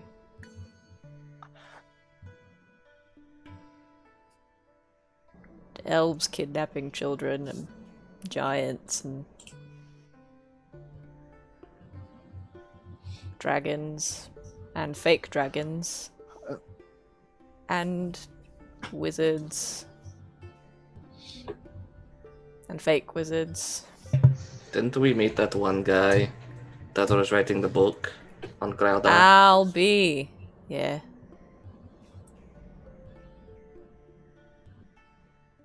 That was a weird time. It definitely sounds like it. Anyway, so what are we going to do? My other suggestion would be we try and infiltrate the mage colleges somehow, as that seems to be how they're operating.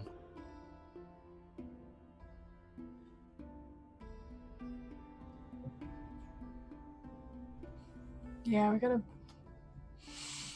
Did he say that the prince was there at that secret location? Yes? It seemed to I be don't what he remember. was. He said a lot of things.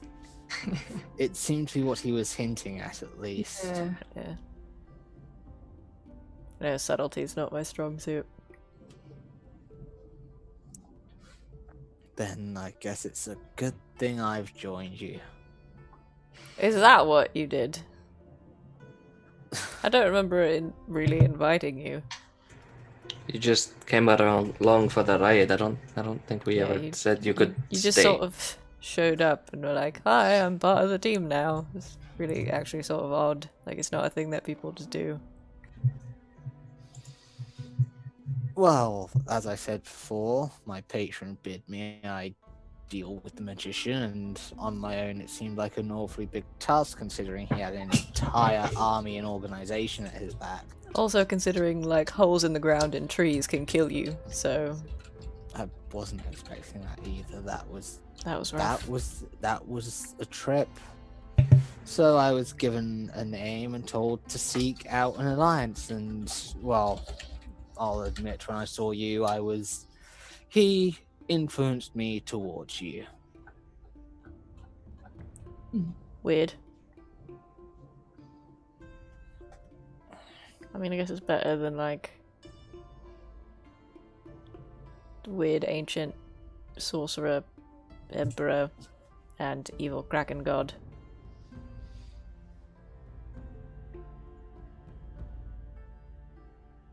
Weird, yes, but as far as I'm concerned, it seems to have worked. If you'll be happy to have me along for the ride, then I can at least help you all deal with this problem, and after that we can part ways. I'll admit, traveling the world and saving people's not usually what I do with my time. Yeah, because what we usually do is just, like, stand around talking all the time. It earns me money. True. I don't know if happy is the right turn of phrase, but as long as I'm not having to save your ass at every turn, as far as I'm concerned, you can tag along. If the rest of the team is fine with it.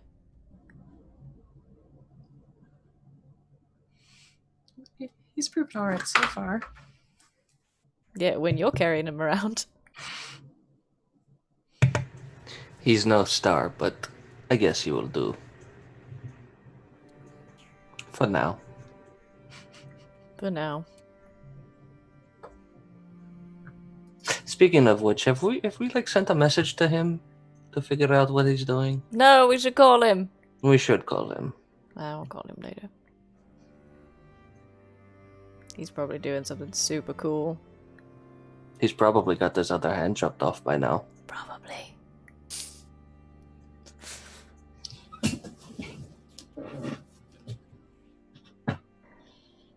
But really, what the shit are we gonna do? Since we're not relic hunting anymore, I guess. So Our what are options these relics? Very powerful magic things that do magic stuff. Isn't Sadell supposed to be working on one of them, like as we speak? Yeah, he's got the flail and he's gonna try to make it a super magic flail instead of just a kind of magic flail. I'm pretty sure that's like the technical term. Yes, that is the technical term for it. I don't know, that's how he explained it to me, so. He's not wrong. So our options are charge headlong, screaming we want blood into a den of murder magicians, or start a revolution and try to raise up an entire city to destroy their political structure and hope that works. These are awful. These are the worst plans. I mean, we've had... I don't know that... Worse? Yeah, we've had worse plans. Yeah.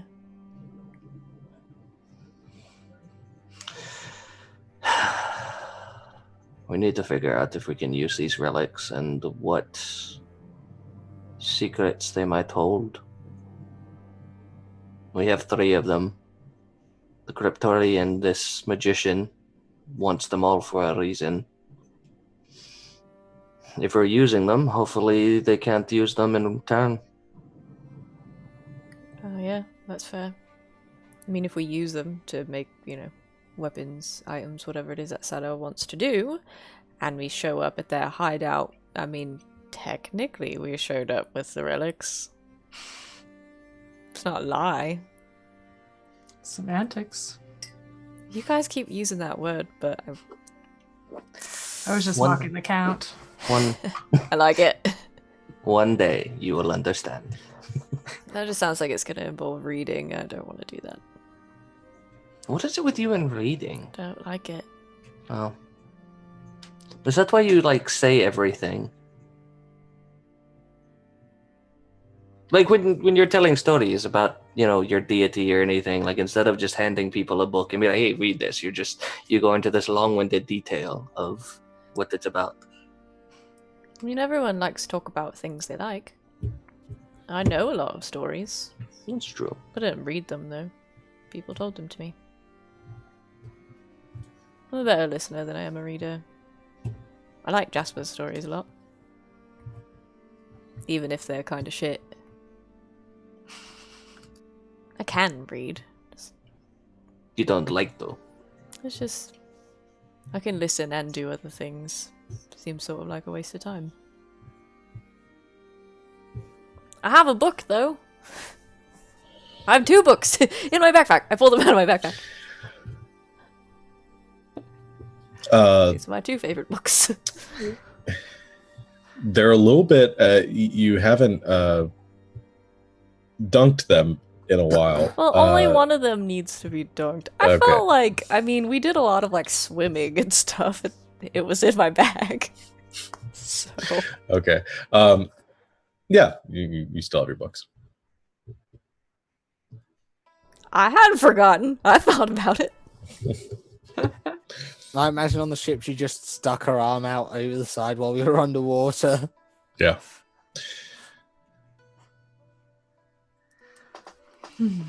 Anyway, I don't really need to sit here and talk about my reading habits. Well, for now it seems what we need more of is information. I say Kokei seems like as good a place as any to try and get some, to be honest. If we stay here and see what rumors, what the political situation is as well, we may be able to find an easier way in to deal with things. And we should talk to Star, because that was like the whole reason that he went off by himself, was to find information. He's our other friend who's better than you. Okay. He's incredibly sneaky, and like you'd never see him like sneaking up on you, and he's really, yeah, he's better. Yeah, he climbs trees instead of getting beat up by them. Mm-hmm. Although, to say it, him and Rugs don't get along well. Rugs. He almost got killed by a rug. Yeah. Well, I can happily say that's never happened to me. That's yes, but good you then. did almost 1 get point for killed by a Jasper. tree. You're kind of even. One almost got killed by a rug, one almost got killed by a tree. I mean, we almost got killed by that tree. Yeah, that's true. I got almost frozen to death.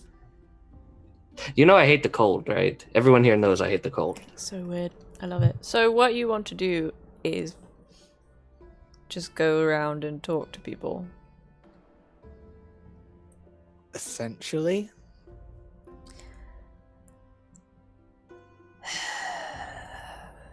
It's the slow plan, I'll admit, but it's the one that will... Well, it's less likely to get us killed within the next few days. Oh, there's not a race for the relics anymore, so can't imagine spending a couple of days in the city trying to learn more things. Would be the worst idea.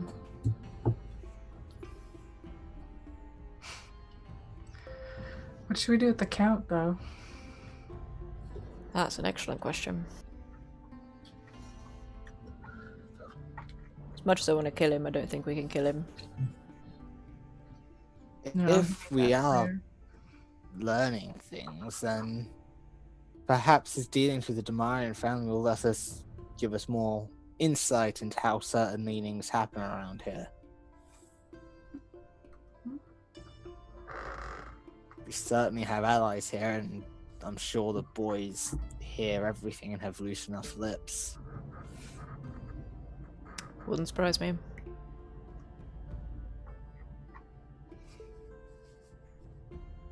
Guess we'll go talk to people then. I promise I will find you something you can hit. Great, because if we do all this talking and we don't learn anything, it's going to be you. I'll keep that in mind.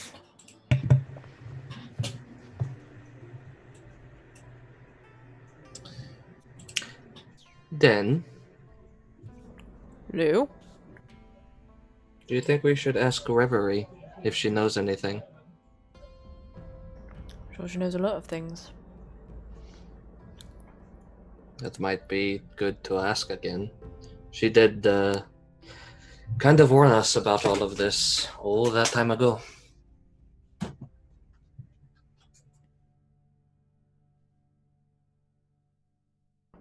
I'll see if I can get a message to her.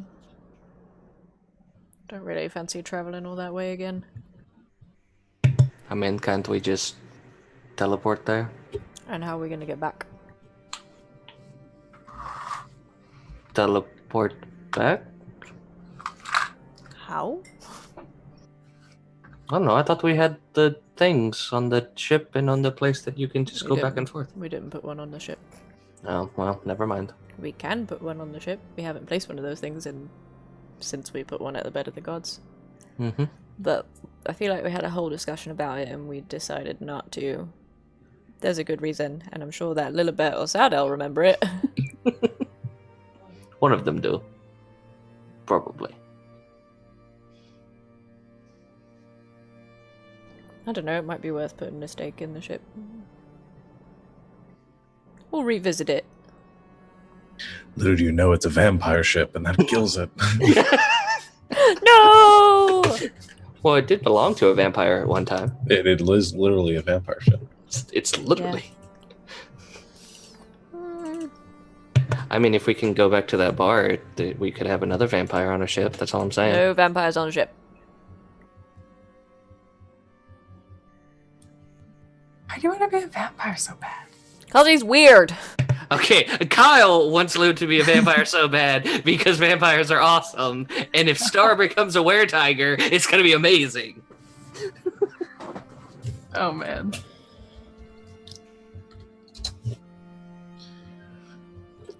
Well, I guess we're gonna spend a couple of days in Kokei then, and let Jasper wander around and help people. him. Okay. Oh, that's the plan. I feel like we still don't really have a plan, I but don't think we have a plan at this point. we never have a plan. We're pretending to have one. It's that was better just- than there being nothing. That was just me narrating our plan to the DM, because in a minute he's gonna go, okay, so what's the plan? What's the plan? All right.